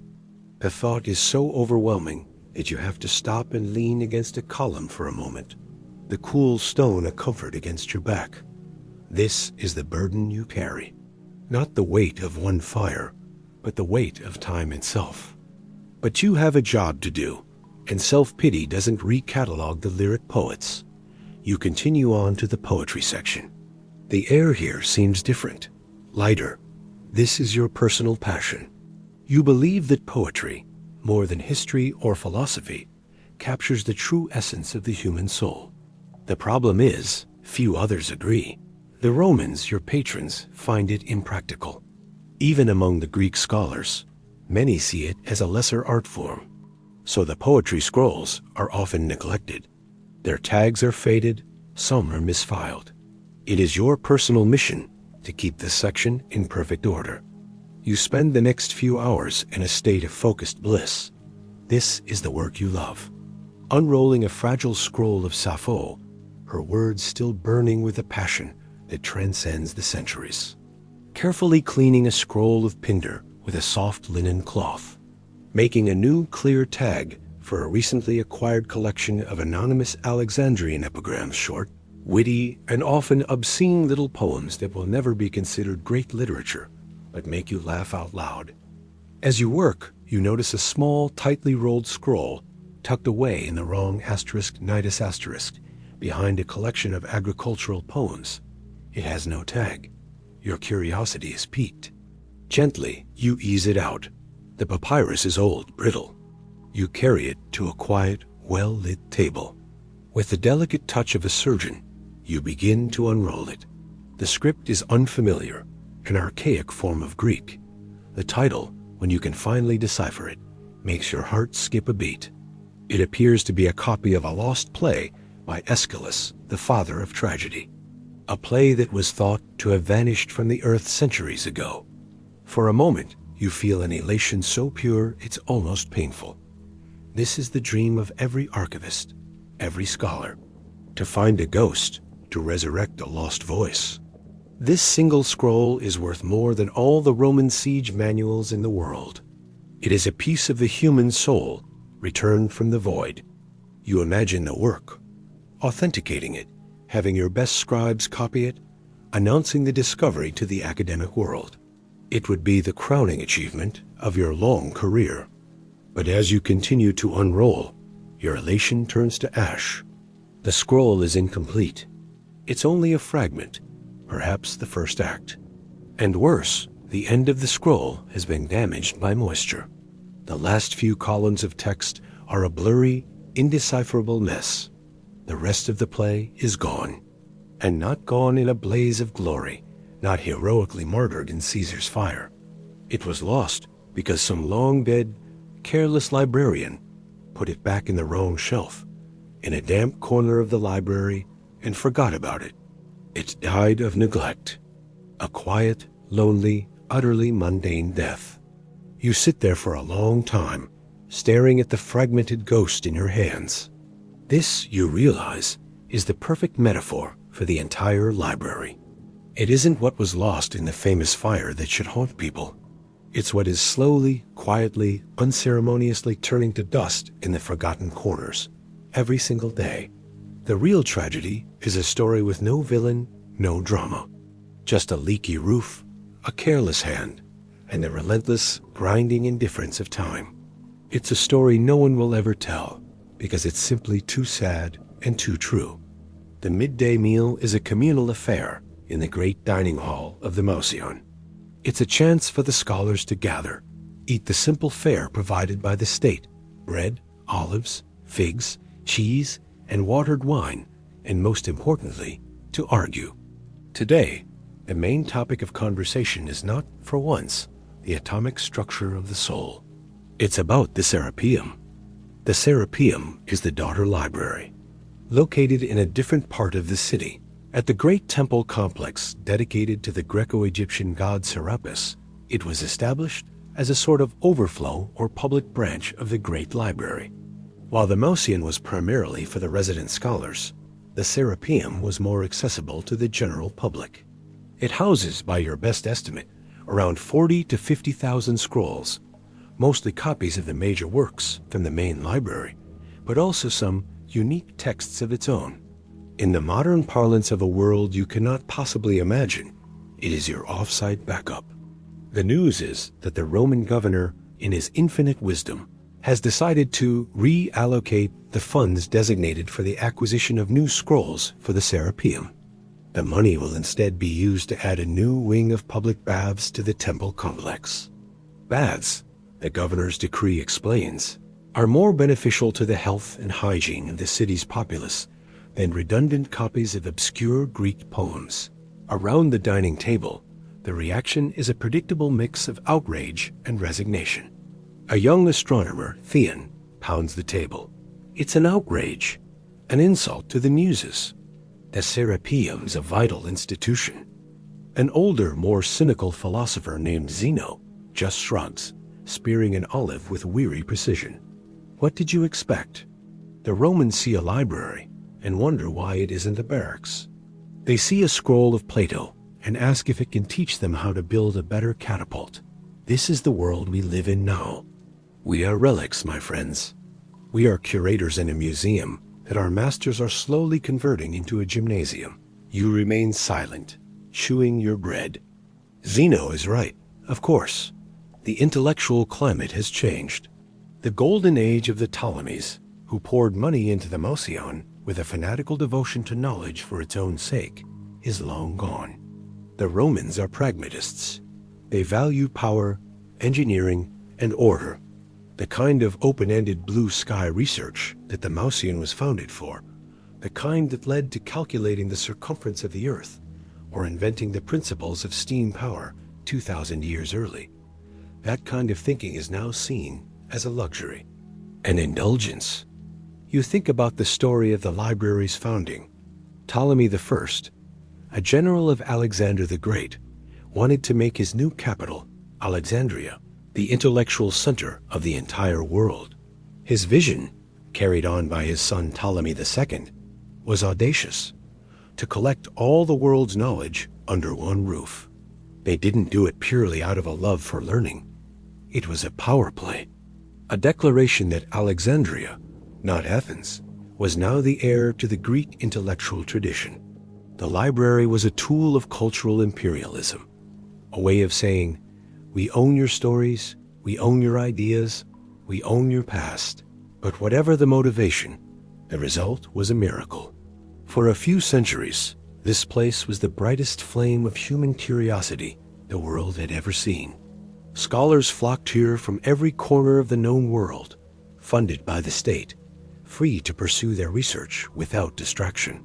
They mapped the stars, dissected the human body, edited the definitive texts of Homer, invented formal geometry. And now? Now you have to beg the local governor not to turn your daughter library's acquisitions budget into a new steam room. The conversation turns, as it often does, back to the myth of Caesar's fire. The younger scholars, like Theon, find the story romantic. It gives their work a sense of urgency, as if they are rebuilding from a great catastrophe. But you and the older generation know the truth is far more depressing. It's like the difference between a soldier dying heroically in battle and a man slowly wasting away from a preventable disease. One is a tragedy you can write a song about. The other is just a grim, quiet reality. After the meal, you decide to walk to the Serapeum yourself. You need to see the state of things, and honestly, you need to get out of the Mausian. The walk takes you through the heart of Alexandria. It's a city of controlled chaos, a vibrant, noisy, sprawling metropolis that is the second most important city in the Roman Empire. The main thoroughfare, the Canopic Way, is a river of people. Roman soldiers in their segmented armor, Egyptian priests in white linen robes, Greek merchants shouting in a dozen different dialects, Jewish scholars hurrying towards the synagogue, Nubian traders leading camels laden with ivory and spices. The air is thick with the smells of cooking food, unwashed bodies, and the ever-present sea. The architecture is a mashup of styles imposing Roman arches next to elegant Greek colonnades and massive Egyptian pylons. The city is a crossroads, a melting pot, a place where the entire world comes to trade, to argue, to worship, and to learn. It is loud, alive, and utterly exhausting. The Serapeum stands on a small hill, the Acropolis of Alexandria.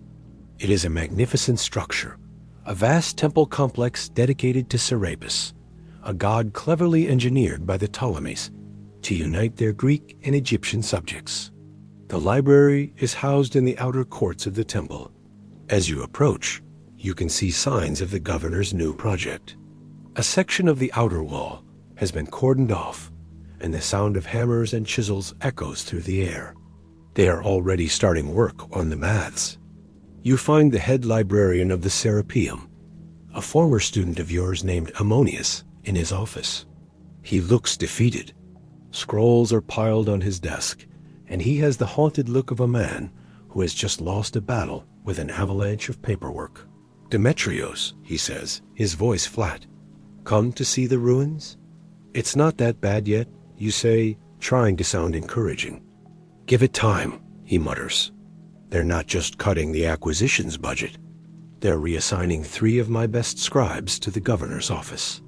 They'll be copying tax records from now on." Apparently, the grain receipts from Upper Egypt are a more pressing cultural artifact than the last known copy of the plays of Agathon. You sit with him for an hour, offering what little comfort and advice you can. You talk strategy. Perhaps you can appeal to a powerful patron in Rome, a senator with a taste for Greek literature. Perhaps you can frame the library's work as beneficial to Rome, a way of preserving the great traditions that Rome itself claims to inherit. You brainstorm ideas, but you both know it's a rearguard action. You are fighting a war of attrition you are destined to lose. The slow decline is happening on so many fronts. It's not just the budget cuts. There are intellectual shifts too. New mystical religious cults are on the rise, movements that prioritize faith and divine revelation over the painstaking, rational inquiry that the Mausian was built on. They see your endless collecting and debating as godless and arrogant. To them, all the truth a person needs can be found in a single holy book, not in 500,000 competing scrolls. You don't see them as a major threat yet, just another strange sect in a city full of them. But there's an undercurrent, a subtle change in the cultural air, a growing weariness with logic and reason, and a growing thirst for certainty and salvation. Little do you know that this rising tide of faith will, in a few centuries, deliver a more decisive blow to your world of scholarship than any Roman governor or accidental fire ever could. As you walk back to the Mausian in the late afternoon, the sun casting long shadows across the boulevards, you feel a profound sense of melancholy. You think about the sheer, dumb luck of it all. The knowledge that survives from your time to the future will be a shipwreck. A few scattered planks washed ashore, for which future generations will have to try and reconstruct the magnificent vessel that was the ancient world's intellectual heritage. They will find a bit of Plato, a lot of Homer, some plays by Sophocles and Euripides. They will have no idea about the hundreds of other playwrights, the thousands of poets, the countless historians and scientists whose names are recorded in your catalogs, but whose works will have vanished without a trace. They will find the ghost of the library, and they will invent a simple, dramatic story to explain its death. They will blame it on Caesar, or later on Christians or Muslims. They will need a villain, a single event, a moment of clear-cut destruction. They won't understand, or perhaps won't want to understand, that the library didn't die. It just faded away. It was starved, neglected, and ultimately forgotten by a world that had moved on. You arrive back at the great hall. The evening light fills the room with a soft golden glow. The scholars are gone for the day. It is just you and the scrolls. You walk down the long aisle, your footsteps the only sound. You run your fingers gently over the wooden scroll cases. In this room, you are surrounded by the greatest minds in human history. They are all speaking at once, a silent chorus of genius, ambition, and folly. Archimedes is here, explaining the principle of the lever. Euclid is here, laying out the eternal truths of geometry. Sappho is here, whispering of love and loss on a distant island. You stop and pull out a random scroll. It's a history of the wars of Alexander the Great, written by a contemporary who actually marched with him. It is filled with details and perspectives that are found nowhere else. It is an eyewitness account to one of the pivotal moments in human history. And as you know, in a way that transcends time, this scroll and every other copy of it will disappear. Future historians will know of its existence only from a brief mention in another later work. They will mourn its loss, never knowing that on a quiet evening in the year 70 AD, a tired old librarian held it in his hands. You carefully roll the scroll back up and place it back in its asterisk, an IDUS asterisk. You are not a hero in an epic. You are just a man doing a job that sometimes feels like trying to cup water in your hands, but you do it anyway. You do it because you believe that every scroll you save, every text you copy, every fragment you preserve is a tiny victory against the darkness. It is a stubborn act of defiance against the entropy of the universe. Your last task of the day is to lock the great cedar doors of the hall. As you turn the heavy bronze key in the lock, you look back one last time at the rows upon rows of shelves, now sinking into shadow. The myth of the Great Fire is comforting in its simplicity. It absolves everyone. It suggests that without that one tragic accident, all this knowledge might have survived. But you know the harder truth. The preservation of knowledge is not a given. It is a constant, desperate, and often losing struggle. It requires funding. It requires institutional will. And most of all, it requires a culture that believes that the voices of the past are worth listening to. You step out into the cool night air. The sky above Alexandria is brilliant with stars, the same stars that Eratosthenes and Aristarchus studied from the observatory on the roof of this very building. You think about the future.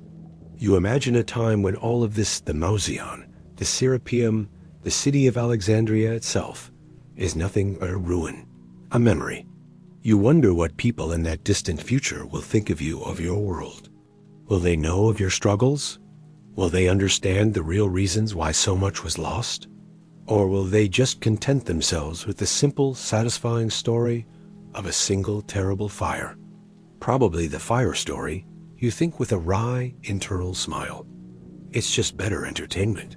And with that, you walk slowly back to your quarters, your back aching, your mind filled with the silent voices of the dead, ready to get some sleep before you have to wake up and fight the same quiet losing battle all over again tomorrow. As our journey through the slow fade of Alexandria's library concludes tonight, we're reminded that the past is far from dusty and dull. It's a vibrant, often surprising, and always intriguing tapestry woven with human ingenuity, resilience, and the occasional ancient mystery that still makes us wonder. This is the Sleeping Archaeologist, encouraging you to remain curious about the incredible tales still waiting to be discovered beneath our feet. Our next story is Napoleon's exile was a lie, the island where he was secretly thriving. Hope you like it. We all have a picture in our heads of Napoleon in exile. It's a very dramatic, very romantic, very sad-looking image. We see a man defeated, broken, pacing a windswept beach on some forgotten rock in the middle of the ocean. He's staring out at the waves, his famous bicorn hat, perhaps a little askew, one hand tucked into his waistcoat, the other probably shaking a fist at fate. He's the fallen emperor, the caged lion, the genius reduced to brooding over his past glories while seagulls mock him from above. It's a powerful image, the kind that gets printed in history textbooks and inspires overly emotional paintings. It's the story of a great man brought low, forced to live out his days in miserable obscurity, a tragic end to a titanic career. It's the perfect, tear-jerking finale for the blockbuster movie of his life. The only problem with this picture is that, for his first exile at least, it's almost entirely wrong. The image of the moping, defeated Napoleon on the island of Elba is one of history's great, comforting lies. We like the idea of our fallen giants being suitably miserable, as if it balances some cosmic scale. But Napoleon didn't really do misery, at least not in the conventional, passive way we imagine. He did action. He did administration. He did relentless, terrifying, micromanaging improvement, whether he was in charge of a continent or a glorified fishing village. That portrait of a broken man was a complete fabrication. Tonight, you are Napoleon Bonaparte. The year is 1814, and you have just lost everything. Your empire, which once stretched from the coast of Spain to the plains of Poland, has crumbled. Your armies are defeated, your marshals have betrayed you, and your enemies, the combined monarchies of Europe, have finally cornered you. They've given you a choice, a dignified exile or complete annihilation. So you've come here to a tiny speck of land in the Mediterranean called Elba. But you are not a prisoner languishing in despair. You are the sovereign prince, the emperor of Elba. And for the next 10 months, you are going to run this little island with the same ferocious intensity you once used to run all of Europe. You're not brooding. You're building. The proof, the archaeological receipts of your true state of mind, isn't some lost diary entry or a single poignant artifact. It's the island itself. It's the roads you ordered paved, winding through the hills where there were once only muddy tracks. It's the Villa dei Mulini, your official residence in the capital of Portoferraio, which you renovated from a dilapidated fortress into a functional, elegant palace with a ballroom and a theater. It's the new, efficient system for running the local iron mines you implemented, complete with improved worker housing.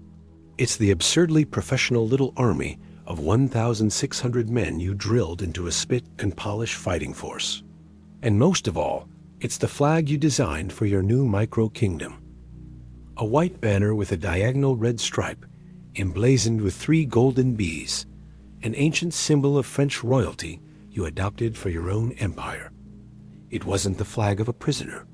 It was the flag of a man who was rebranding. It was the ultimate under new management sign, a defiant, buzzing declaration that you weren't finished yet. Not by a long shot. This strange chapter, this 10-month reign as the emperor of a glorified county, reveals something extraordinary about the nature of ambition, power, and the terrifying prospect of boredom for a mind that cannot stop working. As we settle in tonight, we're going to uncover not just what historians know about your time on Elba, but what it tells us about the surprisingly relatable, and frankly absurd, life you led there. Now dim the lights and prepare to discover why this story will change how you think about what it means to be defeated. Your journey to Elba begins in defeat, but not in dishonor, at least not in your own mind. You are 44 years old, and you have just abdicated the throne of France. The Treaty of Fontainebleau, the document that formalizes your surrender, is a strange piece of work. The Allied powers Britain, Austria, Russia, Prussia want you gone, but they are also terrified of you. They can't just execute you. That would make you a martyr. They can't imprison you in a standard jail. That seems undignified for a man who made kings and redrew the map of Europe. So they come up with a compromise, a golden cage. You get to keep the title of emperor. You are granted sovereignty over the island of Elba. You will receive an annual pension of 2 million francs from the new French government. It's the geopolitical equivalent of a CEO being fired with a multi-million-dollar severance package and a lifetime consulting gig for a tiny, unimportant subsidiary. On May 3, 1814, you sail into the harbor of Portoferraio aboard the British frigate, the Undaunted Asterisk. The name feels like a small, personal joke aimed directly at you. As you approach, you see your new kingdom. Elba is rugged, mountainous, and small, about 86 square miles. It's a beautiful place with pine-covered hills plunging into a startlingly blue sea. But it is not Paris. Its main exports are iron ore from ancient mines, tuna from a fishery that has been operating since the Roman era, and some rather unremarkable wine. The entire population is about 12,000 people. You have given speeches to larger crowds. You have commanded armies 10 times that size before breakfast. As you step ashore, the local dignitaries greet you with a mixture of awe and terror. They hand you the keys to the city, which you suspect might be the only set. Your first few days are a whirlwind of inspection. This is your instinct. Assess, analyze, organize. You are less a dethroned emperor and more a management consultant who has just been hired to turn around a failing company. You ride across the entire island, a journey that doesn't take very long. You find the roads are little more than dirt tracks, impassable after a rainstorm. The sanitation in the towns is appalling. The island's agriculture is primitive. The salt pans, a potential source of revenue, are neglected. The iron mines, the island's economic heart, are being run inefficiently. You see not a prison, but a project, a fixer-upper. Your mind, which for 2 decades had been occupied with grand strategy, continental blockades, and the logistics of moving 500,000 men across a continent, now turns its full, terrifying focus onto the problem of paving the main road from Portoferraio to the village of Rio Marina. You establish your court at the Villa dei Mulini, a modest set of buildings perched on a cliff overlooking the harbor. The name means Villa of the Windmills, and you immediately begin renovations. You order new furniture from Italy. You design a garden. You add a ballroom and a small theater. You are creating a miniature version of the Tuileries Palace. It's absurd, but it's also necessary. You need the structure of a court, the routine of governance, to feel like yourself. You establish an official etiquette. You hold receptions. You create a government with a minister of the interior and a treasurer. You are performing the role of an emperor, even if your empire could be crossed on horseback in a single afternoon. Your daily routine is relentless, a testament to your inability to be idle. You wake at 2 or 3 in the morning, as you always have. You read reports, you dictate letters to your secretaries, you work. After a few hours, you take a bath, a habit you believe is essential for clear thinking. By dawn, you are already out of the villa, on horseback, inspecting something.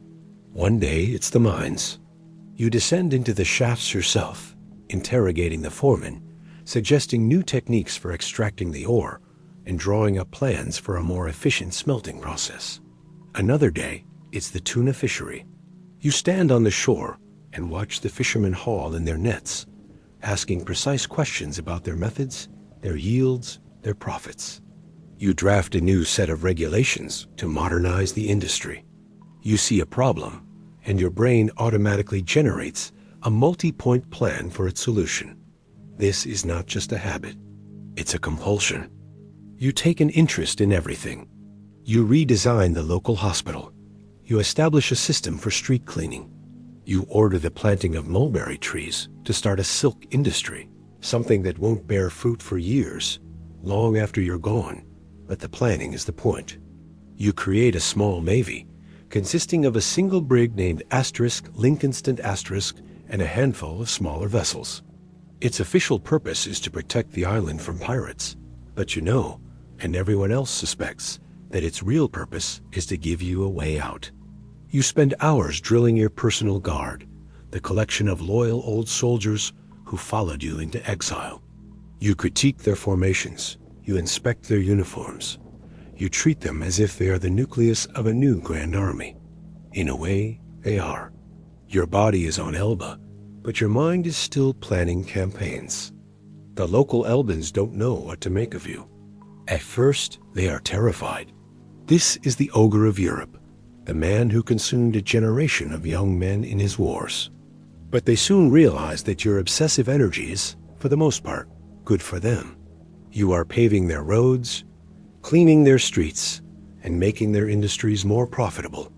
You talk to everyone: farmers, miners, fishermen, merchants. You ask them about their lives, their families, their problems, and you listen. Then you issue a decree to fix their problems. You are an autocrat, a dictator, but you are a remarkably effective one. Your reign on Elba is a masterclass in benevolent dictatorship on a manageable scale.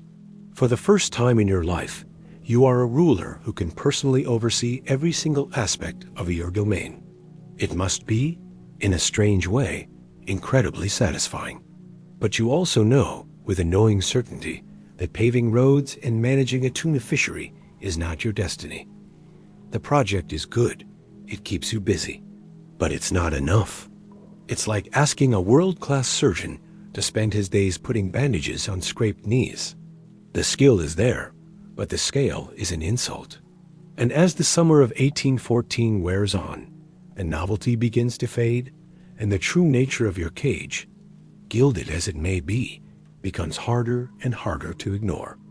The social life you construct on Elba is a surreal and fascinating spectacle, a ghost of the imperial court you left behind in Paris. It's a miniature world, populated by a strange mix of loyal family members, suspicious guards, and the 19th century equivalent of celebrity tourists. Your mother, Letizia, a formidable and stoic woman, soon joins you. She takes up residence in a house near yours and provides a steadying, maternal presence. She understands you better than anyone, recognizing both your genius and your fatal flaws. She watches your manic activity with a knowing eye, aware that this burst of civic improvement is just a way to keep the bigger demons at bay. Then comes your beautiful, flighty, and notoriously promiscuous sister, Pauline Borghese. She arrives like a whirlwind of high fashion and Parisian gossip, bringing with her a retinue of servants and a mountain of luggage. Pauline adores you, and she does her best to liven up the rustic court of Portoferraio. She organizes balls, concerts, and theatrical performances in the little theater you had built. These events are bizarre. The high society of Elba consists of the mayor, the commander of the local militia, the owners of the iron mines, and their wives. They are decent provincial people, utterly unaccustomed to the sophisticated glamour of an imperial court. They arrive at your balls in their Sunday best, shuffling awkwardly through the dances, while Pauline glides among them, a creature from another universe. You preside over these events with a practiced charm, but there's a hollowness to it all.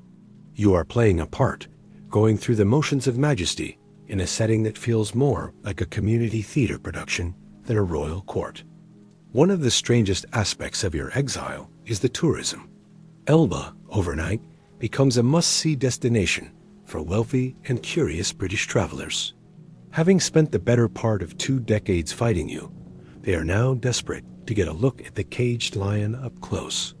They arrive on yachts and ferries, flooding the little town, all hoping for a glimpse of the great Napoleon. You are, for all intents and purposes, a living museum exhibit. You handle this with surprising grace and a touch of sly manipulation. You often ride out to meet them, engaging them in conversation. You ask them about politics in London, about the latest news from the continent, about the public's opinion of the new French king, Louis XVIII. You charm them with your intellect and your charisma. They came to see a monster, and they leave having met a fascinating, thoughtful man. These encounters are not just for amusement.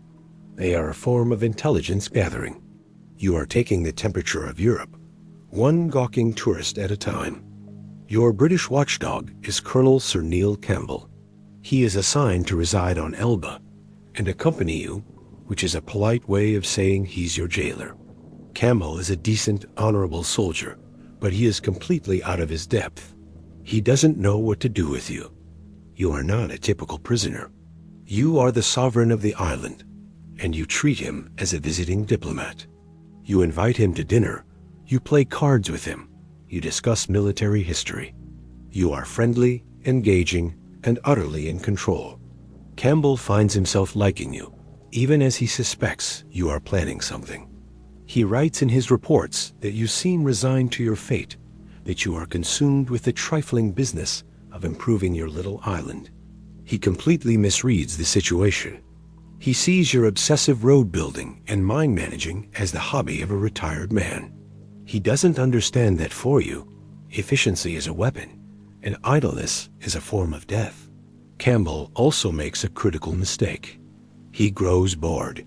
Watching you oversee the harvest of grapes is not the most exciting duty for a British Army officer.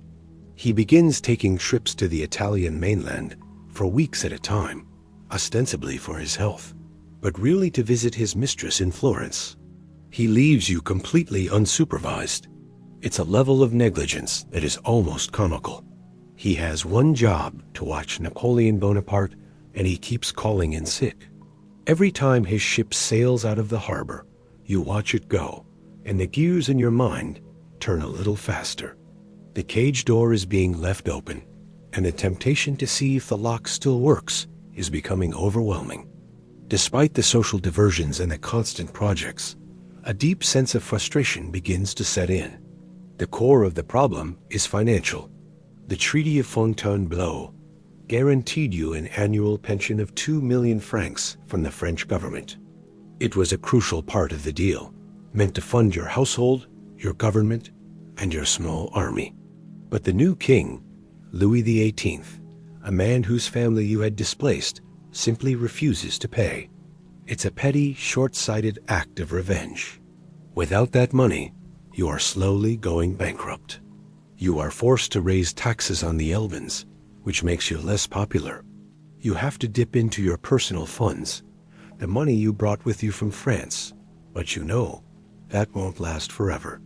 The denial of your pension is not just a financial problem, it's a profound insult. It's a violation of a treaty, a sign that your enemies do not consider you worthy of even the basic honor of a signed agreement. This financial pressure is compounded by a steady stream of alarming rumors.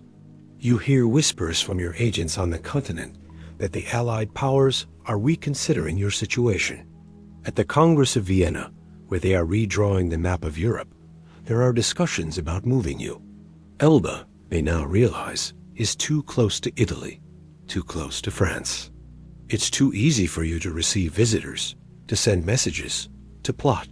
They talk of sending you to a more remote, more desolate place. The Azores, or even the tiny, God-forsaken rock in the South Atlantic, St. Helena. The thought fills you with a cold dread. Elba is a miniature kingdom, but St. Helena would be a true prison.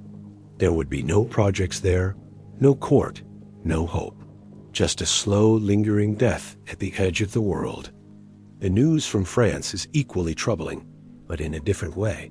It's a source of dark hope. The restored Bourbon monarchy is proving to be deeply unpopular. After 25 years of revolution and empire, the French people have little love for the old aristocracy who have returned from exile, acting as if nothing has changed. The King Louis XVIII is seen as a puppet of foreign powers. The army is resentful. Thousands of your veteran soldiers have been dismissed, their pensions cut, their honor insulted. The tricolor flag, the symbol of French glory for a generation, has been replaced by the white flag of the Bourbons. You hear stories of peasants and soldiers who speak your name with a longing reverence. They miss the stability, the glory, the sense of national pride you gave them. France, it seems, is a powder keg waiting for a match. You spend the autumn and winter of 1814 weighing your options, your mood swinging between manic energy and deep melancholy. One day, you are redesigning the uniforms for your Elban militia. Another, you are staring out at the sea for hours, lost in thought. Your projects on the island are mostly complete. The roads are paved, the mines are profitable, the palace is renovated. The island is running like a Swiss watch, and you are bored. Utterly, profoundly, soul-crushingly bored. You have optimized the system, and now there is nothing left for you to do but watch it run. This, for you, is the true misery of exile. Not the defeat, not the humiliation, but the sheer lack of a grand, overwhelming challenge. The prospect of spending the next 30 years refining the tax code for 12,000 islanders is a vision of hell more terrifying than any battlefield. You know a choice must be made. You can stay on Elba, slowly run out of money, and wait for your enemies to ship you off to a more secure prison in the middle of nowhere. Or you can risk everything on one last audacious gamble. You can escape. You can return to France and see if the French people, and more importantly, the French army, will rally to your cause once more. It's a move of breathtaking arrogance and desperation. It could end with you back on the throne of France or in front of a firing squad. As the winter rains lash against the windows of your villa, you make your decision. You will not wait for your fate to be decided by others. You will seize it yourself one last time. The project of Elba is over. The project of reconquering Europe is about to begin. You feel a surge of energy, a sense of purpose you haven't felt in months. You are no longer an administrator. You are a gambler again, and the stakes are the entire world. The planning for your escape begins in secret, under the very nose of the blissfully absent Colonel Campbell. You are a master of logistics and deception, and you apply these skills now to this most critical of operations. You begin to quietly prepare your small fleet. The brig, Lincolnstead*, is brought into the harbor and repainted to look like a British vessel. You order extra supplies, water, munitions, food, under the guise of preparing for a long patrol to guard against pirates. It's the perfect cover story. Your little army, the old guard veterans who followed you into exile, begin their drills with a renewed intensity, though only a handful of your most trusted officers know the true reason. The atmosphere in your inner circle becomes thick with conspiracy and excitement. You set the date for your departure, February 26, 1815. It's chosen carefully. It's a Sunday, a day when the port is usually quiet. More importantly, Colonel Campbell is away on one of his regular jaunts to Florence. You also know that the British and French naval ships that patrol the waters around Elba are on a rotating schedule, and there will be a window of opportunity when the coast is relatively clear. Every detail is meticulously planned, every contingency considered. This is not a desperate flight. It is a calculated military maneuver. In the days leading up to your escape, you put on a masterclass of misdirection. You host a lavish carnival ball for the local gentry. You are the perfect host, charming, relaxed, seemingly without a care in the world. You chat with the mayor about the price of grain and compliment his wife on her dress. No one suspects a thing. The night before you leave, you dictate your final proclamations to be read to the French army and the French people upon your landing. They are masterpieces of propaganda, appealing to their sense of honor, their memory of past glories, and their resentment of the Bourbon regime. The eagle with the national colors will fly from steeple to steeple, all the way to the towers of Notre Dame. You write. It's pure, unadulterated political theater, and you are its greatest living director. On the morning of the 26th, your mother Letizia comes to you.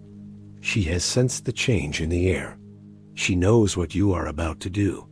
According to the legend, she is stoic. She does not try to dissuade you. She simply says, "Go, my son, and fulfill your destiny." Your sister Pauline is more emotional. She gives you her priceless diamond necklace to help finance your expedition. It's a final dramatic gesture from a family that has always understood the power of symbols. As dusk falls, the operation begins. Your soldiers, about 1,000 strong, quietly march down to the harbor and board the small flotilla of 7 ships you have assembled. The citizens of Portoferraio watch in stunned silence. They have grown accustomed to their little emperor, to the strange energy and prosperity he brought to their island. Now he is leaving as suddenly as he arrived. You board Lincolnston last.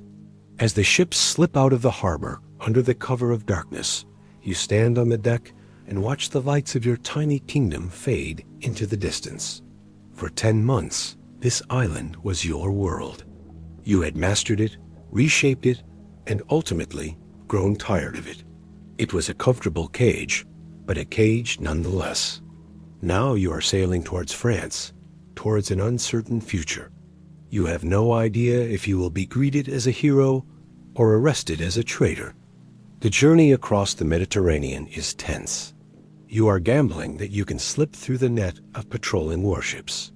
At one point, you pass a French frigate, the Zephyr *. The captain, an old acquaintance, hails your ship but fails to recognize you. He asks if you have any news of the Emperor on Elba.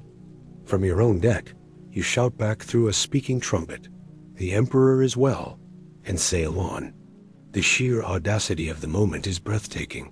It's a scene straight out of an adventure novel. You are hiding in plain sight, a ghost sailing back to haunt Europe. On March 1st, 1815, you land at Golfwan, a small fishing village on the French coast between Cannes and Antibes. Your little army disembarks. You have returned. The local authorities are shocked and unsure how to react. They have orders to arrest you, but they are faced with the man who was, for 20 years, the most powerful figure in the world.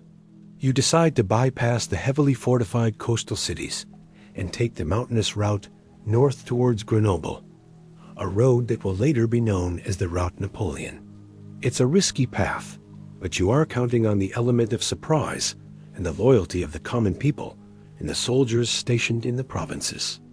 The first few days are fraught with tension. The villages you pass through are hesitant. They offer you supplies, but no real support. The real test will come when you meet the first contingent of the royal army sent to stop you.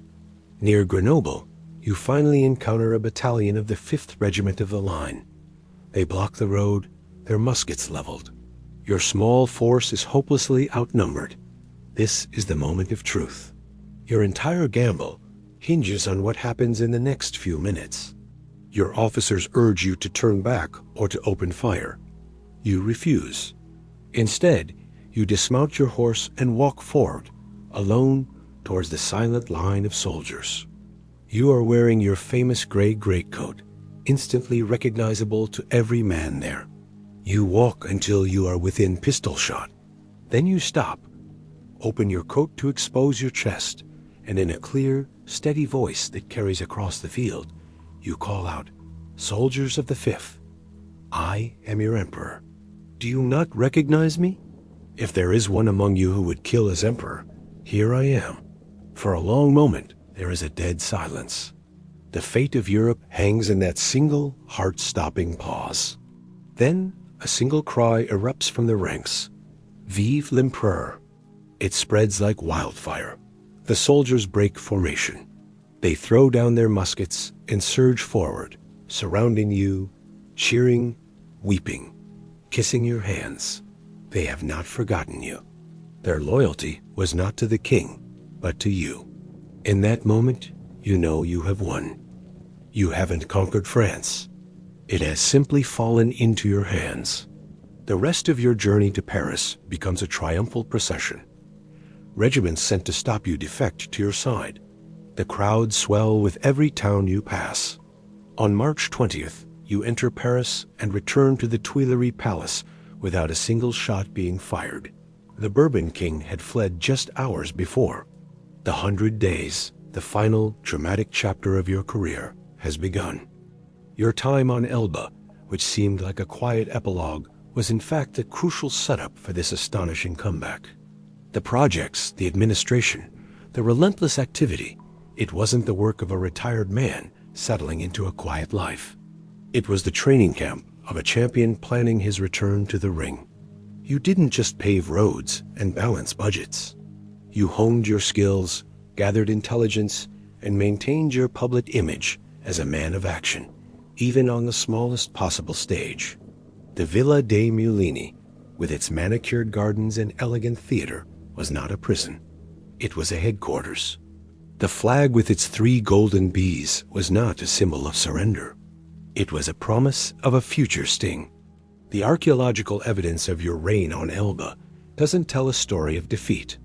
It tells a story of restlessness, of an ambition so profound and an energy so immense that it could not be contained by an empire, let alone a tiny island. It proved that even when you lost everything, you were still inescapably Napoleon. This comeback, of course, would be short-lived. The powers of Europe, horrified by your return, would unite against you one last time. The 100 Days would end in the mud and blood of Waterloo. And your next exile, on the bleak, windswept rock of St. Helena in the middle of the South Atlantic, would be the real thing. There would be no sovereignty there, no army to drill, no roads to pave.